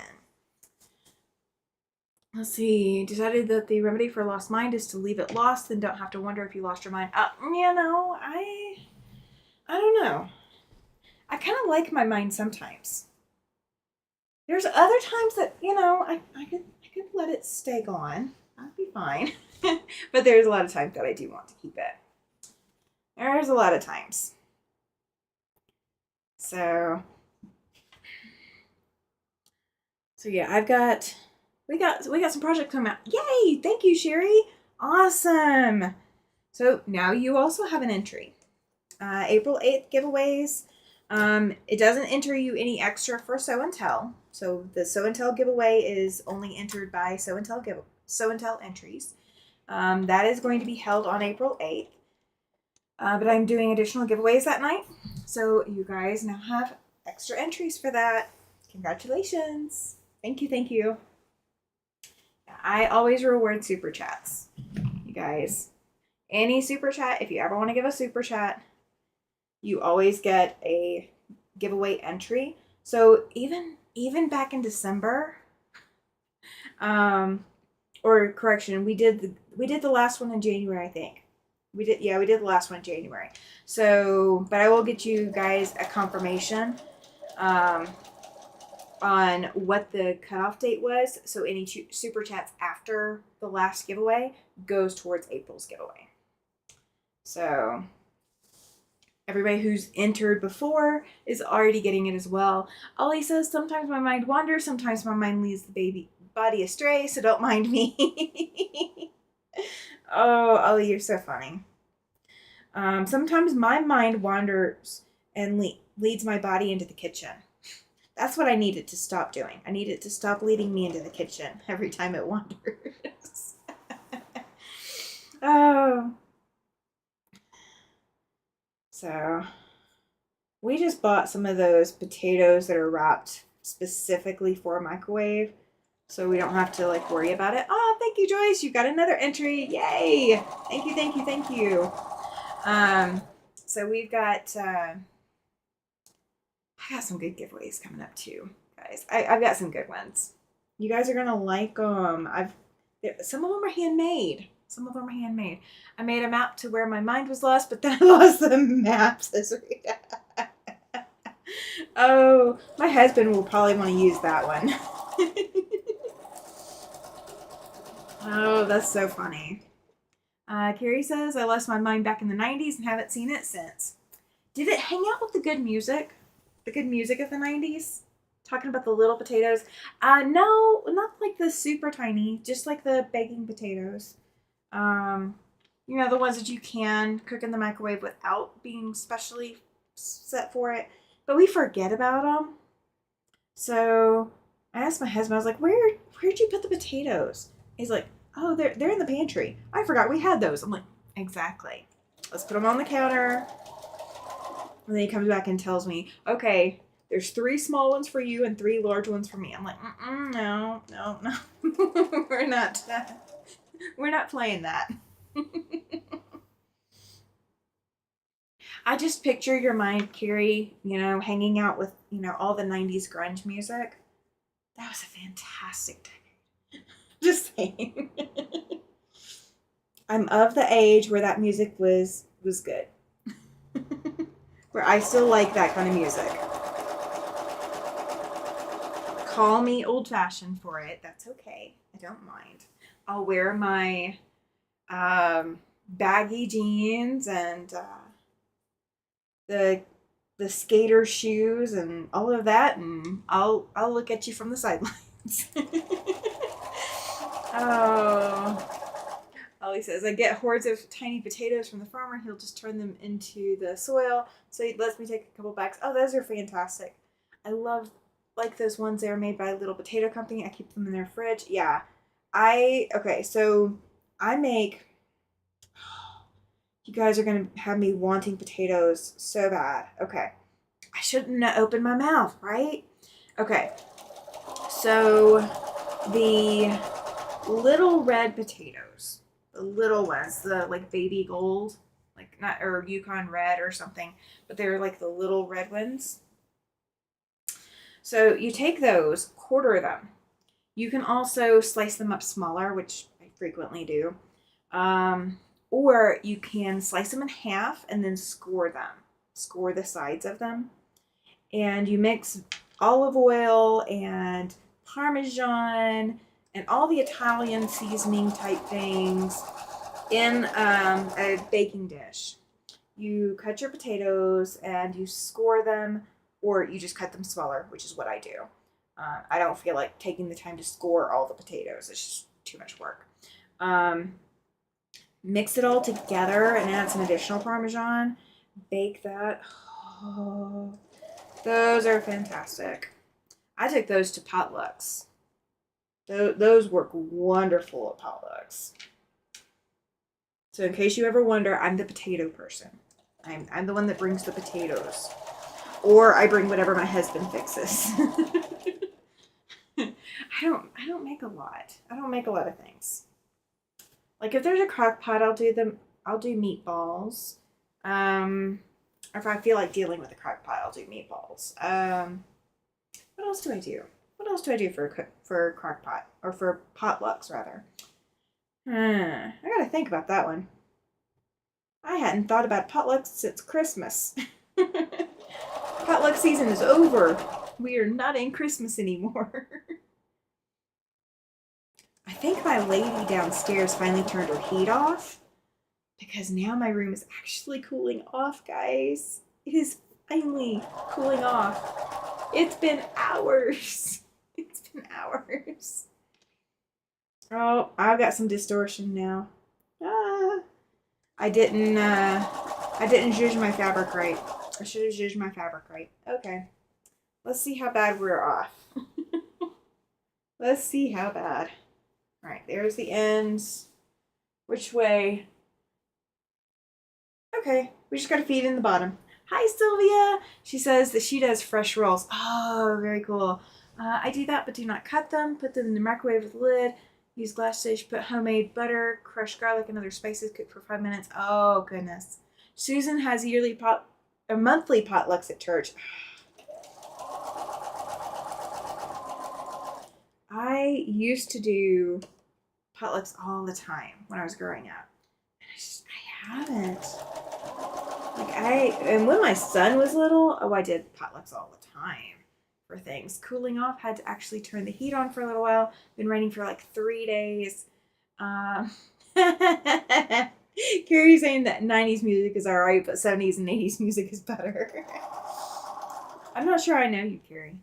Just kidding. I listen to all kinds of genres of music. There's some genres that hit me different, that just hit me with all the memories and make me feel like I'm young again. You know, it can't turn down the wanting to feel young again, right? We all want to feel young. We all want to make believe in our heads that we are young, when we are very clearly well past young. Oh, I way got off, guys. Stop using my slow cooker when I got an 8-quart Instant Pot and the Vortex air fry oven. See, I have never used our air fryer. My husband has used it extensively, but I have never used the air fryer. I don't know that I would know where to start. That is his cooking device, not mine. Is his device, not mine. Alright, I think I might be back on track. We're gonna see. We're getting closer. We're getting closer to being back on track. You've earned all gray hair. No way I'd want to go back. Alright, I think we are back on track with the curves. So we're gonna see what this did to everything when I get done pressing it. And if we need to adjust it again, there's nothing that, an afternoon with Jack will not fix. Oh, no, I still got lots of room to adjust. Okay. We still got to adjust. So I did not pin my fabric this time at all. Didn't do any kind of reference marks. And because the curves were not as severe as the previous times, I didn't have as much guidance as I've had on the previous parts of this. This seam may end up getting ripped out, guys. Yeah. I fully believe it probably will. Just saying right now, looking at it, without even looking at what I've sewn of it, it is probably getting ripped out. We're going to see how bad I did. Your hair is fixing to disappear today. You replaced with aqua blue, neon gray, and purple. Awesome. Or neon green, sorry. Neon gray. What would neon gray look like? Would it just be like white light? Since my brain put gray in there instead of green, what would neon gray look like? It's just an odd color. I've never thought about it before. We're gonna see how bad I messed this up by by not giving myself registration marks or doing any pinning. Because I did that this time.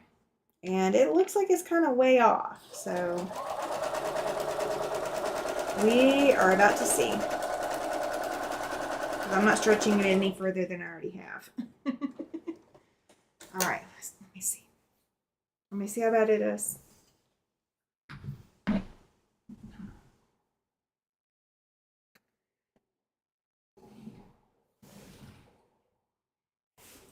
It's not super bad.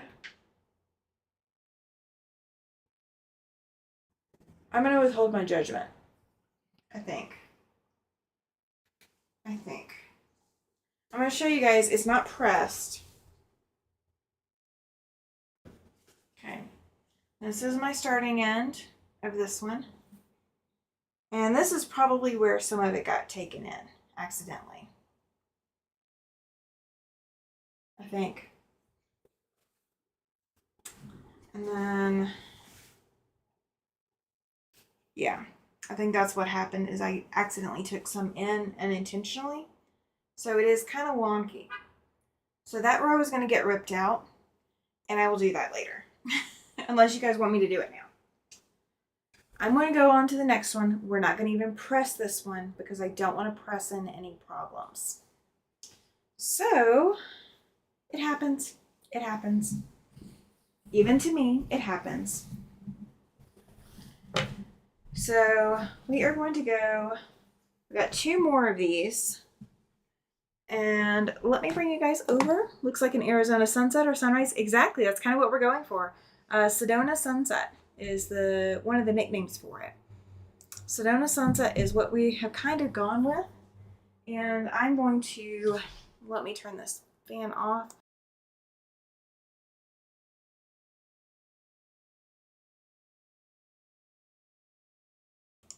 Okay, had to talk to my Amazon device.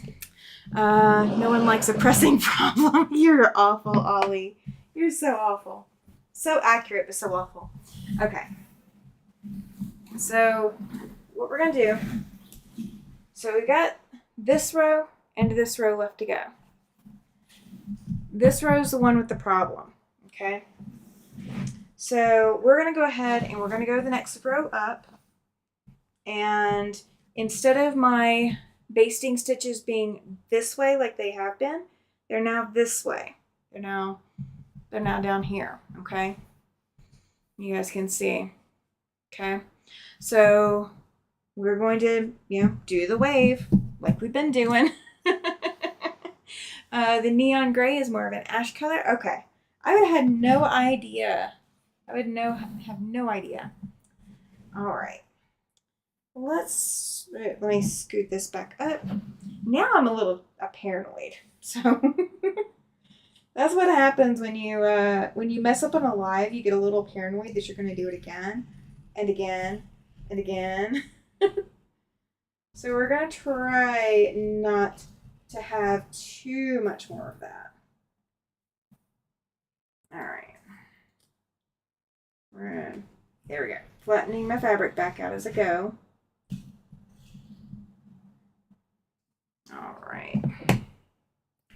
Now again, if you want to pin this, just go ahead and pin it. Don't be like me. Don't be having to rip your seam back out later. Just go ahead and pin it. Don't pull a Tammy. Pull it the way that you want to sew it in your sewing room. Or your sewing space. If you don't have a sewing room, that's okay. Do it the way that you want to do it in your sewing space. Whatever that ends up looking like is absolutely fine. Alright. Alright, so we got down to there started. Get the scrap out of the way. And I got some basting stitches right here. And they're not going to do too much damage, so we're going to pull them out right there. There we go. And I did not cut all the way through, so we're going to use scissors to cut that. There we go. All right.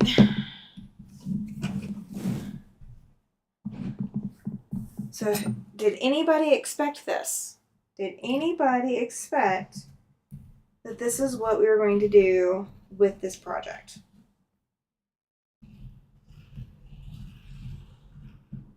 And if you did, I don't know. Do you need a prize if you expected this? Did anybody expect me to be cutting curves into this? All right. Pick back up. And I am quite literally cutting to the edge of both overlapped fabrics.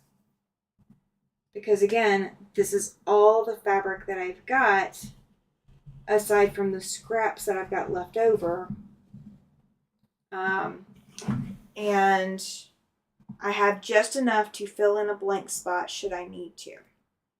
We're just hoping that I don't need to. We are just hoping that I don't need to. All right, so this time we are going to finish out by putting a curve in there. Okay. So now instead of ripping basting stitches out of this side, we're ripping them out of this side.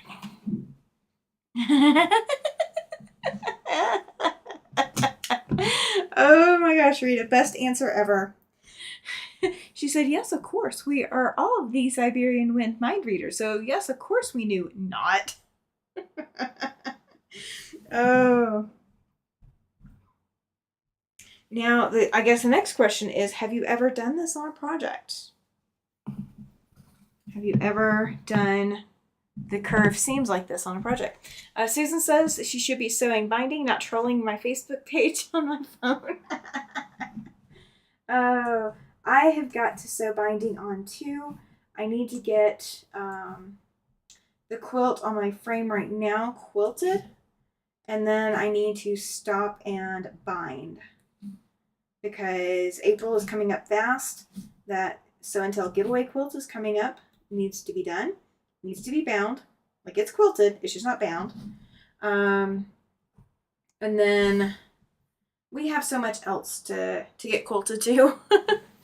I've got 2 Quilts of Valor. One that's on the frame. The other Quilt of Valor is waiting to be one's quilted and one's waiting to be quilted.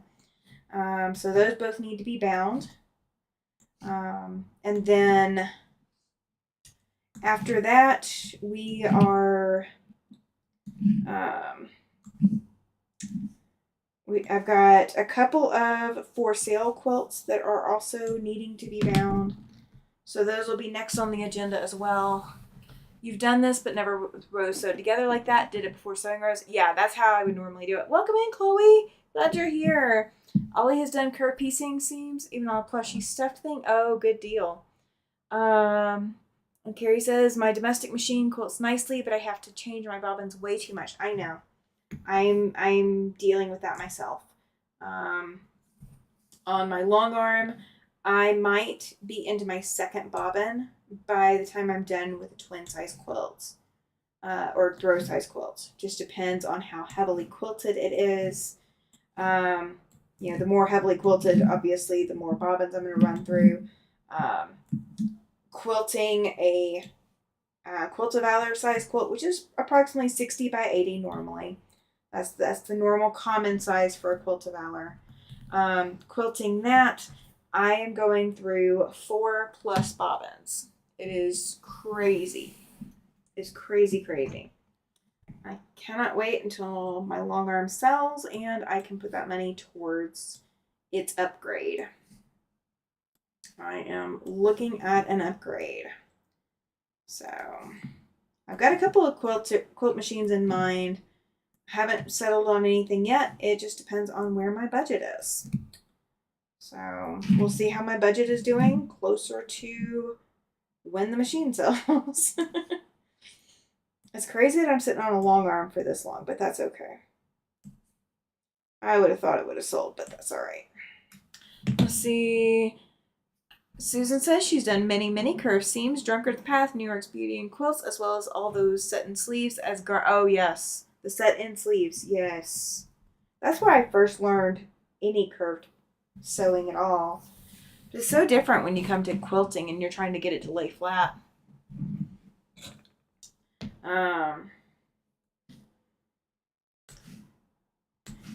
Yeah, all the others that I've done aside from this kind of technique have all been patterns, like winding ways I've done. That's an AccuQuilt option, is winding ways. I've obviously done a double wedding ring. I've Drunkard's Path before. This is just so different because it is all improvisational and you're not piecing, you know, one little bitty section to one little bitty section. You're doing the whole seam. All right, let's see. There we go.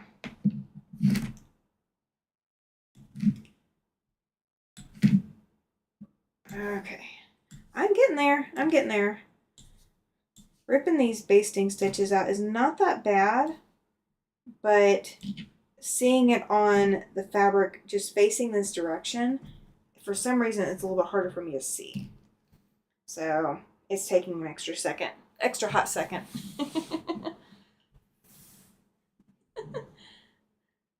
Slevels or Slevel Hell?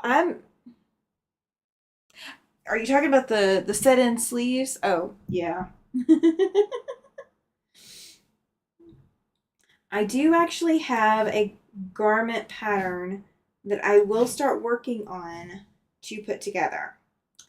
I've got to make sure I have all of the pieces and parts that I need. I have not even cut it out yet. It's not going to be in a size I can wear, but I don't think, even when I bought it, I don't think it was my size then. When Hancock Fabrics was closing, I bought some sleeves, yes, okay. I bought a pattern and I bought material to make a salsa dress. And the main reason that I bought it is I wanted the challenge of all of these piecing techniques, all of these sewing techniques from the garment world that, oh, absolutely, Cynthia, she says, gotta go for a bit. Good evening, all. Thank you for being here. Carrie says she's saving for a long arm to put on her cutie frame. Should have it by Christmas. Oh, fantastic. I would love to have a new machine to put on my cutie frame by Christmas. That would be fantastic. Holly says he even found an 1863 patent for making a shirt that cuts the sleeves with the sleeve part of the chest and back. Yes. Like raglan, kind of like raglan sleeves, right? And guys' patterns typically have that more often than women's patterns. Just because the curve's needed for a women's pattern. All right, if you guys want to look this up while I'm at it, it's Vogue V2880. Vogue V2880. If you guys want to see me putting it together, I will film it for my channel. Susan says she's also done a small improv landscape wall quilt, plus helping to put together a very, very large quilt with all free. Oh, I hate when they're super large. I mean, this one's about my limit, 80 inches. This is about my limit. So we're going to kind of piece these together a little bit. Am I going to pen? Yeah, I'm going to pen. I'm going to pen so I kind of know about where these curves need to hit. Just one direction. I'm not worried about the other. I'm just worried about one direction. So I'm not completely off base when I get to the opposite end, like I was last time. Yeah, V2880. It is a salsa dress. I think I can make a size 14 out of it. I may just make whatever size I can make the longer skirt one with. And then it will be available to buy with finished measurements once I'm done. I think that's what I'm going to do with it. Now here's the riddle of the night. I have 2 full bobbins left. Can I finish this last row without winding another one? We will see. You'll have 6 inches left. That's what we're going with. You'll have 6 inches left, Carrie. The one I helped with hangs in the church I go to. Oh, that's fantastic, Susan. Yay. So you get to see it all the time. You can go, sit in the sanctuary, or go sit in the church and go, yeah, I remember doing that. I remember working on that project. That's fantastic. The biggest group project that I've worked on to date was an anniversary quilt. And what the guild wanted was they wanted everyone's names on the quilt embroidered. Plus they had all of these blocks to go in there. And the kind of theme for this group is like dogwoods, pink dogwoods.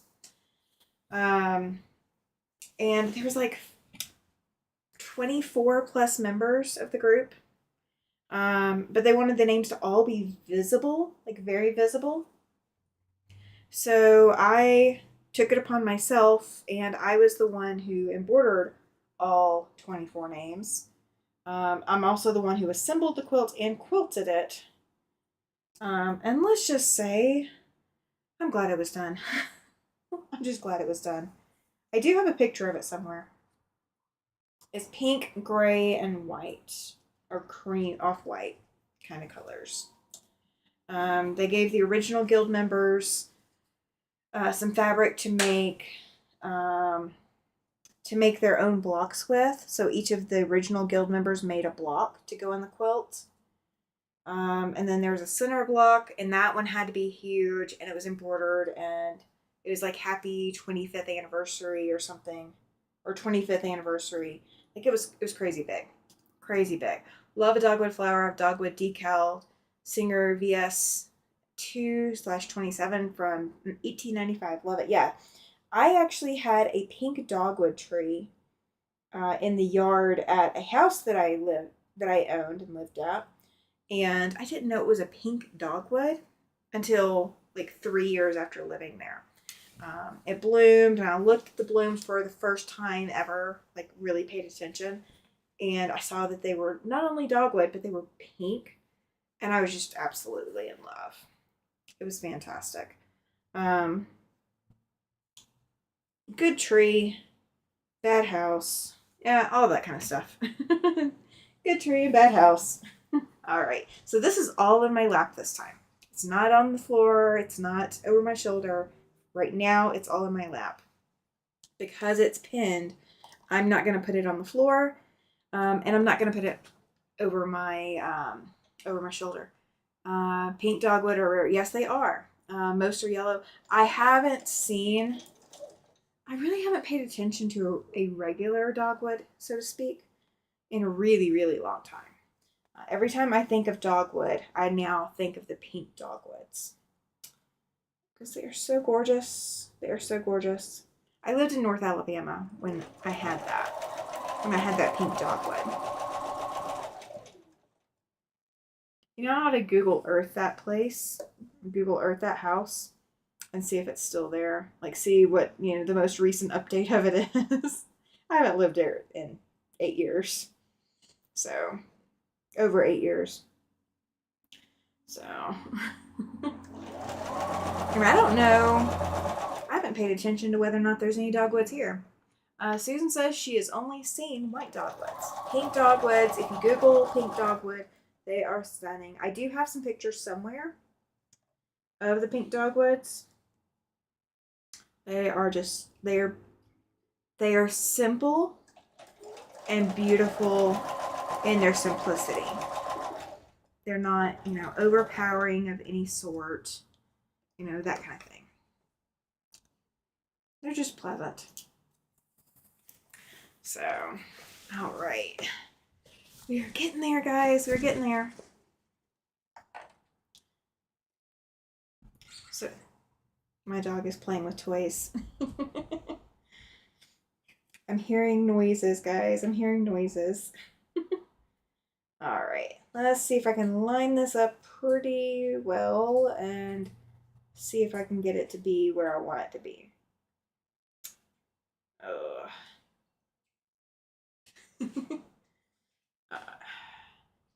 This is not as easy as it looks sometimes. Right? Sometimes it's super easy. The more practice you get, the easier it should be. I think it's all the background noise that I'm hearing. I think that's what's distracting me. We have to leave my office door open, my studio door open to the house when I've got the window open. Otherwise, it will open and close it. So, the joys of apartments. Yeah. All right. Let's see. There we go. We're getting there. We're getting there. I'm easing it around.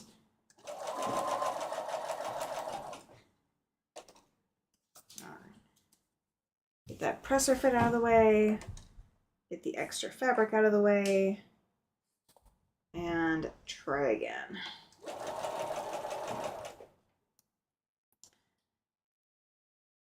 So if I issue this out as a pattern, it will probably be issued closer to Christmas as well, because I'm going to have a lot on my plate this summer. So I'm not sure when I can issue it out. Do you like patterns coming out around Christmas? Is that a good time of year for everybody? Or is that the worst time of year for me to be issuing out patterns?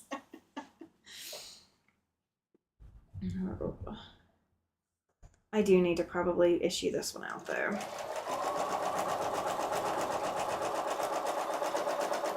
But we will do one where I can actually do, like, I can control the narrative of the fabric. We're not going to use the one that I don't know what the sizes of the strips are. So I will do this again. It will be done again. Okay, for those of you who have been paying attention and seen all the colors in this, what other colors would you like to see it in? Hi, Jacqueline. She said, oh no, that's not the way you're supposed to do that.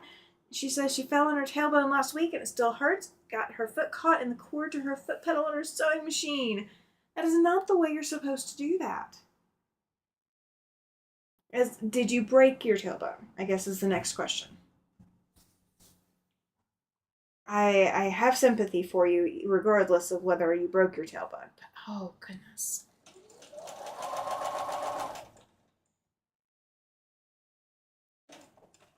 I haven't fallen on my tailbone in a while. Knock on wood that we don't have to worry about that coming up anytime soon. Let's see. I feel the seam under there. There we go. All right, got the seam. Got the seam laying flat. All right. And because I've got my pin in place, I am able to judge how much I need to guide into the machine and how much ease I need to give it. So pinning does help. Pinning does help. All right, let's see how we're doing. Let's see how we're doing. I know I'm not super talkative. I'm sorry. You didn't go to the doctor? Okay. There's not anything that they can do for it. I'll put it that way. Ollie says, ouch, Jacqueline. I hurt my back lifting a sewing machine not long ago. Hurts about that same area. Oh. Guys. You know, if you want to lay on your side in bed and watch me, that's fine. But let's not give yourselves reasons to have to. You know, that should be a want to, not a have to. Just saying. Just saying. That sounds painful. It sounds painful. Welcome in, Cynthia or Sylvia. Yeah, I did that in a fall in the woods. It hurt. Hope you feel better soon, Jacqueline. Yes, Sylvia, I agree. I agree. Yep. That's why everybody's so quiet. Everybody's, needing to go take some more pain meds. Oh. We finally got the wind died down for a little bit, so it'll probably be back next week, I'm assuming, but the wind was what was getting me, I think. The wind definitely got me. Alright. We are getting there. We're getting there. We're a lot we're not that far from the end, guys. We're not that far. So I will cut this off at 6:30, so 15 minutes. So even if we're not done with that last one, it's going to be the same steps as what I've been doing. So we'll be here for about 15 more minutes, guys. Okay? Just so you know, in case you were wondering, I'm not going to drudge you through it all, and then I will try to have the rest of this fixed before tomorrow. And either tomorrow or Monday, not tomorrow, Sunday or Monday, we are going to finish it up. We're going to finish up and we're going to do the next piece of it. And I've got to figure out what I'm using to do it with. But we're going to do another fancy to it. You guys want another fancy to this? Jacqueline, I hurt my tailbone once. The only thing that they gave me relief was an ice pack. Yes, ice packs are good for it. Those donut cushions. Yes, Susan, I understand. She says have to go by.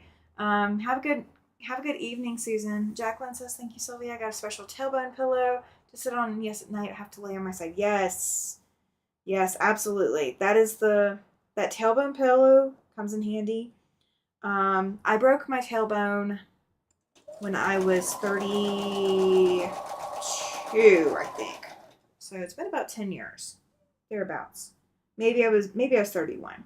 It was early 30s, and but I broke it. Like I really broke it, and the ice helped a little bit, and then ever since then, because of how severely I broke it, my best chairs are the ones with mesh in the bottom. So like the mesh moves around and like my tailbone doesn't hit any specific spot. So you may find, now that you've hurt your tailbone, if it did get broken, you may find that you have trouble in certain chairs. So that may be the next thing. So let's see. We are on that last set of curves, guys. Last set of curves. Hi, Gladys. Glad you're here. Welcome in. We're actually going to be ending within about 15 minutes. So we're just finishing up this last little bit of this seam. We're going to press it out. And then we're going to get you guys' feedback. What you think. So, because I'm worried about one thing. And I want your guys' feedback. Because you guys have, you guys are seeing it on camera. I'm only seeing it in person. And it's easy for me to think that I've got it made and it's not quite what it needs to look like. So we're going to see what you guys think. All right, so last curve, just getting these fabrics lined up as best as I can. And again, it doesn't have to be exact. Your goal is to get it close and not have like major shifts and major kinks in your fabric and bubbles and all of that. Yay! Nightbot is working. Yay! You're the first person to try it tonight, Gladys. Thank you. Thank you, thank you. So my goal is either Sunday or Monday we're going to finish this up. Okay? So stay tuned for it. But either Sunday or Monday we're going to finish this up. I'm going to go ahead and press it. Because this one we're good. We're not gonna mess with it too much. This one's gonna stay like it is. So this one lined up good enough that the end isn't way off. So I've got one more to cut and sew. Life is different through rose-colored glasses too. Yes, it is, Ollie. You're so sweet. It is different through rose-colored glasses. Sometimes it's better, sometimes it's not, but that's okay. And it's also different with changing eyesight. As you age, your eyesight changes. I was not prepared for that part. Not prepared. I should have known, but I was not prepared. Nobody warned me. Nobody warned you about the good stuff, right? Oh, the changing eyesight's getting me. It's definitely getting me. Let's see. All right, here we go.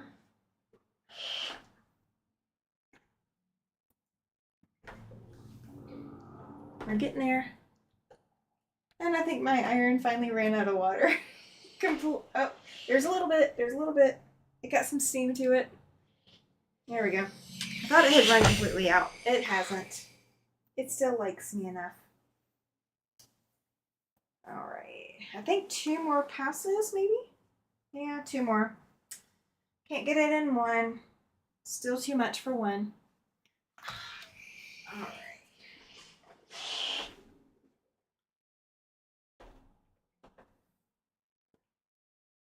And I don't know if I've got enough fabric to do it.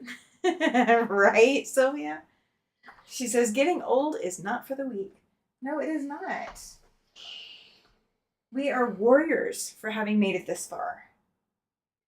I would just like the, compensation of being, world-class warrior. If I could get paid for being a world-class warrior, it would be good, right? Oh. Ollie says, OMG, yes, my eyes see different after I've been going through online archives. Right? Colors sometimes look more pasty or I have an added cream to. Oh, not cool. Not cool. Isn't that the truth, Sylvia? Says Joyce. Yes. Guys, getting old. No. I'm not a fan. It's not even like it's a 0 stars. Would not recommend. The getting old part. Yeah. No, I'm not recommending it. Don't do it. You don't have to. Don't do it. Well, you have to get older. I haven't grown up. I still have the mind of a 12-year-old. I still have the humor of a 12-year-old. So growing old is not optional, but growing up is. All right, so let me get you guys over so you can see the whole thing. Okay. So we got 1 row to fix, and then we got 1 row that this row right here is also going to need to wave as well. So let me see if we can get this up here. I may need to get some pins. So we're going to do that. Hey, I did get weak as I aged. The escalator and elevator are my best pals now. Oh, so many true words, Ollie. So many true words. All right, let's see. Ugh. I haven't gotten shorter as I aged yet, so there's that. I have that going for me. I have not gotten shorter yet. I will get there, but I'm not there yet. Okay. And we're going down there. Ugh. All right, and let's see what I got to do with this last little bit. Okay. Do I have, yep, I have access to my clamp. Woohoo! I'm exercising, fighting to stay fit, says Sylvia. Exercise some for me, please. Don't forget your friendly content creator that needs you to do it for her too. Okay? Alright, so this is what we've got going. Bring some of this out of the way. Proof that I'm not getting back in this on the sewing machine right this second. Because I'm getting stuff out of the way so you guys can see as much as possible. Alright. Alright. Thank you, Jacqueline. I appreciate it. Okay. So here's the dilemma. Here's the dilemma that I got. Sherry says that I have to put that in a show. I might. So here's the problem. It is longer this way than it is this way. It is not that tall. Okay? By about a good 8-9 inches. Oh, fantastic, Sylvia. She says she did 5 miles on the treadmill. Wait, fantastic. So here's the hiccup. Here's the hiccup with it. Okay? With the fact that it is wider than it is tall, I want it to be more square. I want it to be more, same width as height and all of that kind of mess, right? Okay? So I don't have a whole lot of this.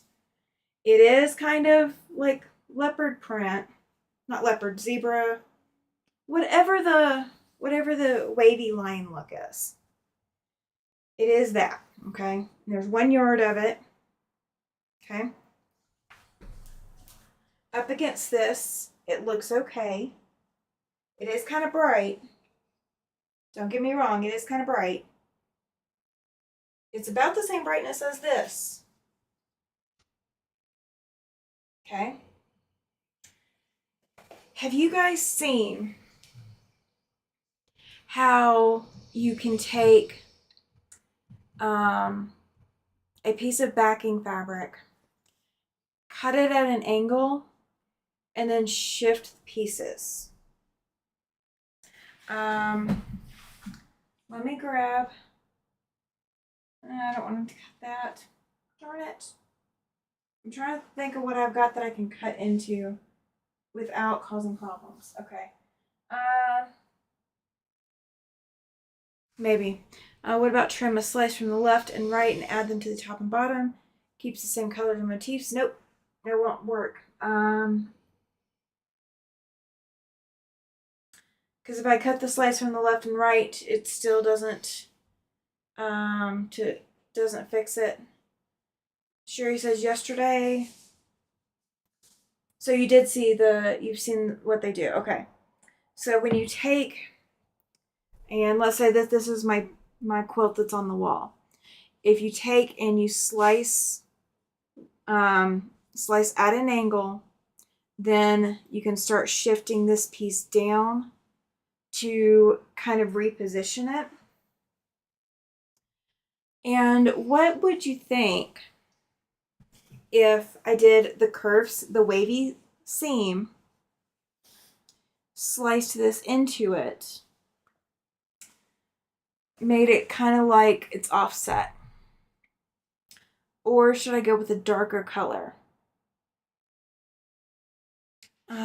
I don't get that lucky, Sylvia. I do chair exercise right now. When the weather gets nicer, I'll be walking my sisters and back, but I have to use a walker. I understand you, Joyce. I am any distance, I'm having to use my wheelchair. I can't use a walker even right now. So I'm with you. I'm with you. So what do you guys think about doing sound shifty? Ollie! Oh my goodness. Oh my goodness. Crazy. So crazy. So what do you think about me slicing into the middle of the quilt? Down the whole length of the quilt. Maybe even a bit shady.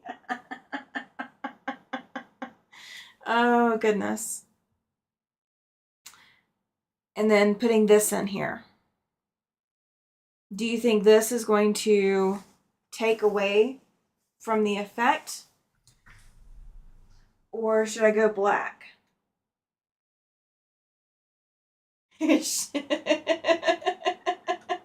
Sherry's scared. Yes, right? We each have to do our own, no compare. I walk, run my 5. Yes, absolutely. Yeah, I mean, I can't. I wish I could. I wish I could. But yeah, what do you think about this? Or do you think I should need a black? So orange or black? Because I don't have enough of the brown. I definitely don't have enough of the brown. I don't have. I mean, I have. Okay, hang on. Pause the thought for a second.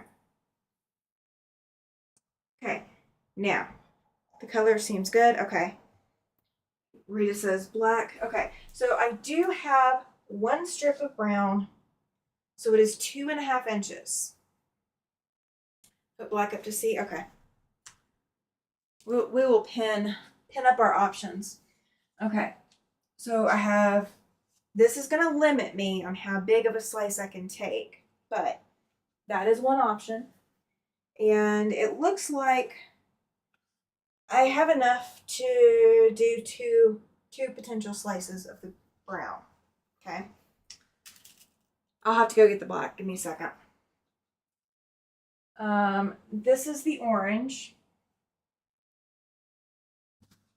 And then let's see, where did I put the black?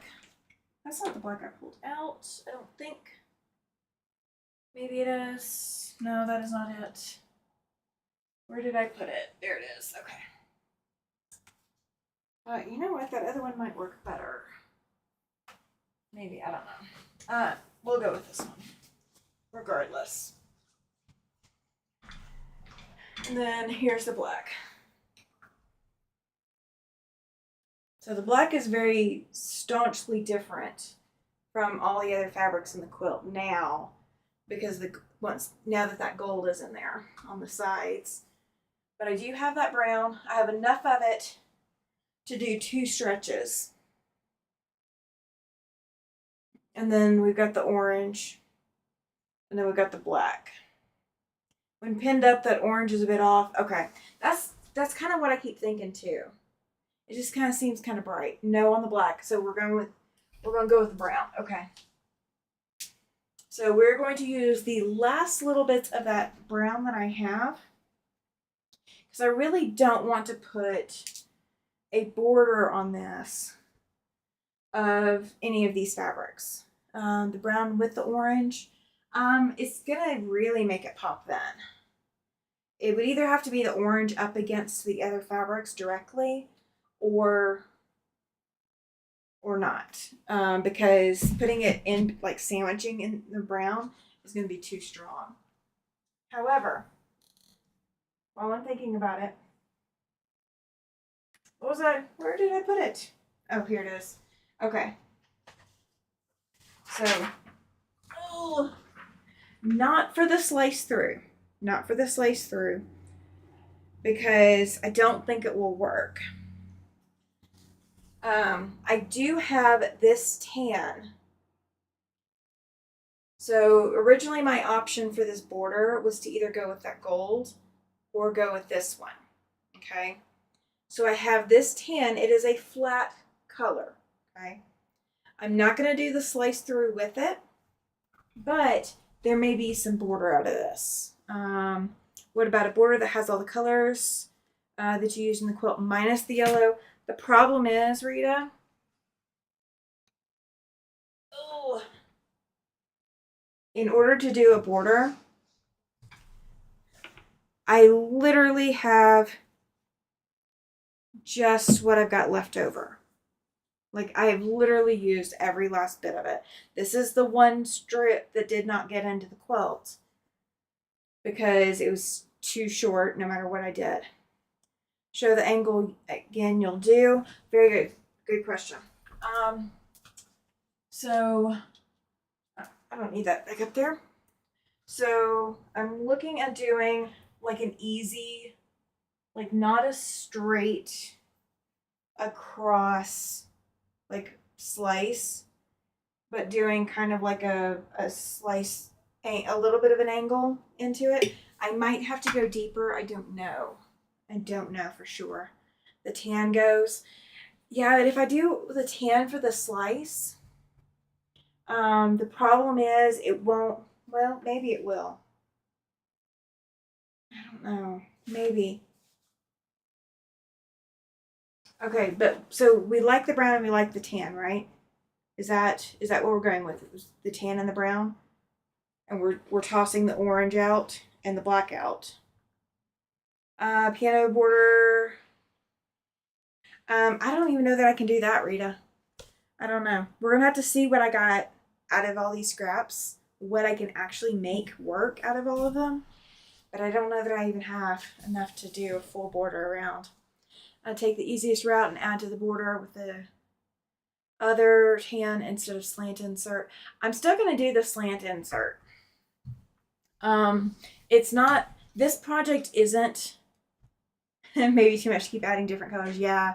So that's why I wasn't going to do the orange. So that brown is already in there. The tan would go. That would be fine. I'd be fine with that. So when I start looking at exactly how I'm going to slice it, I'm going to do curvy seams again. Oh, bye, Gladys. So I'm going to do, it is going to be a curvy seam. It's not going to be a straight cut. And I kind of already know how I'm going to make it work because it's going to be a little bit more of a challenge. It's not going to be a straight, there's no way to do a straight, you make one cut and everything lines up instantly.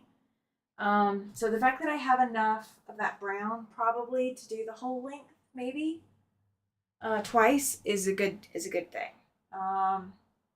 But if not, we'll put some brown, we'll put some tan in there too. Okay. So that is our game plan. Scallops on the border. Don't know yet. Probably, but no, I don't know yet. We'll get there. That will be decided after it's quilted. I'm not going to decide on the. I'm not going to cut the scallops until the quilt is quilted. Do a lightning bolt with the brown. That's kind of what I'm thinking. Kind of a lightning bolt kind of look. I could actually do a full on lightning. No. Maybe. I'm thinking.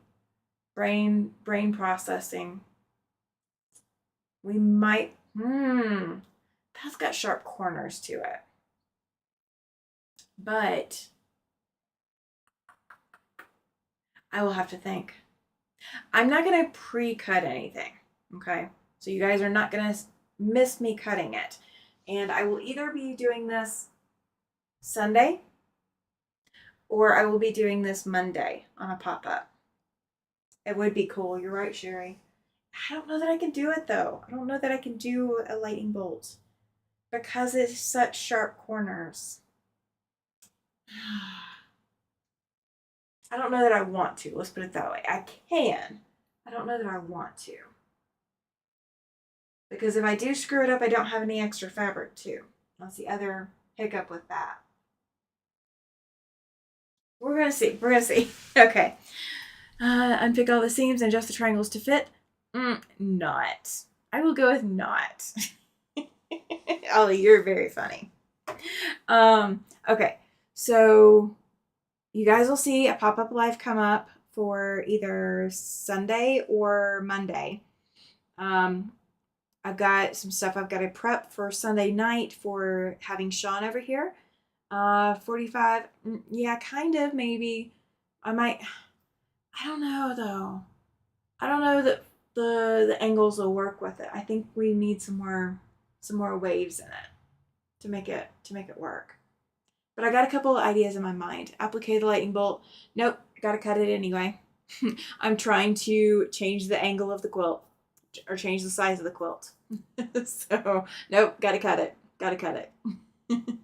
um, so I will have everything planned out as to exactly how I'm going to tackle this, either by Sunday morning or Monday morning.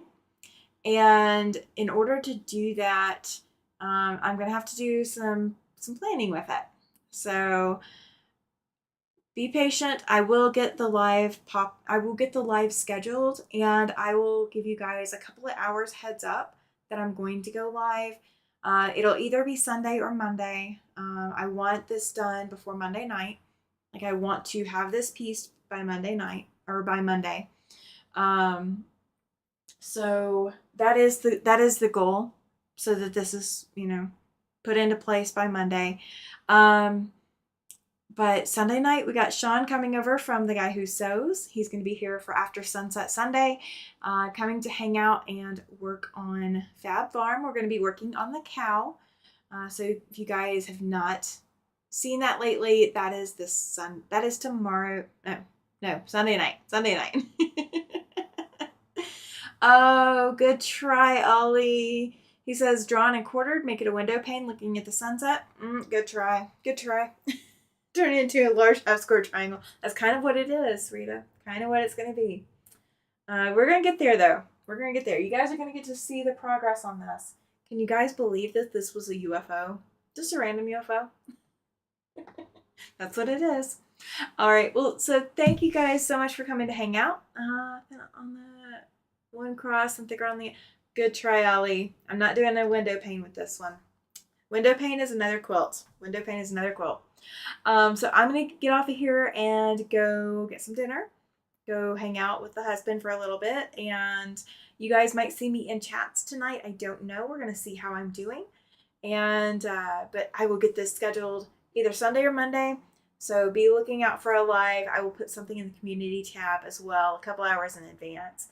So you guys have a heads up and don't get caught coming in late to see what I have decided to do. So thank you for being here. I appreciate it. Y'all have a great afternoon. And don't forget to come out and hang out on Sunday night. I will see you guys soon. Have a good night. Bye.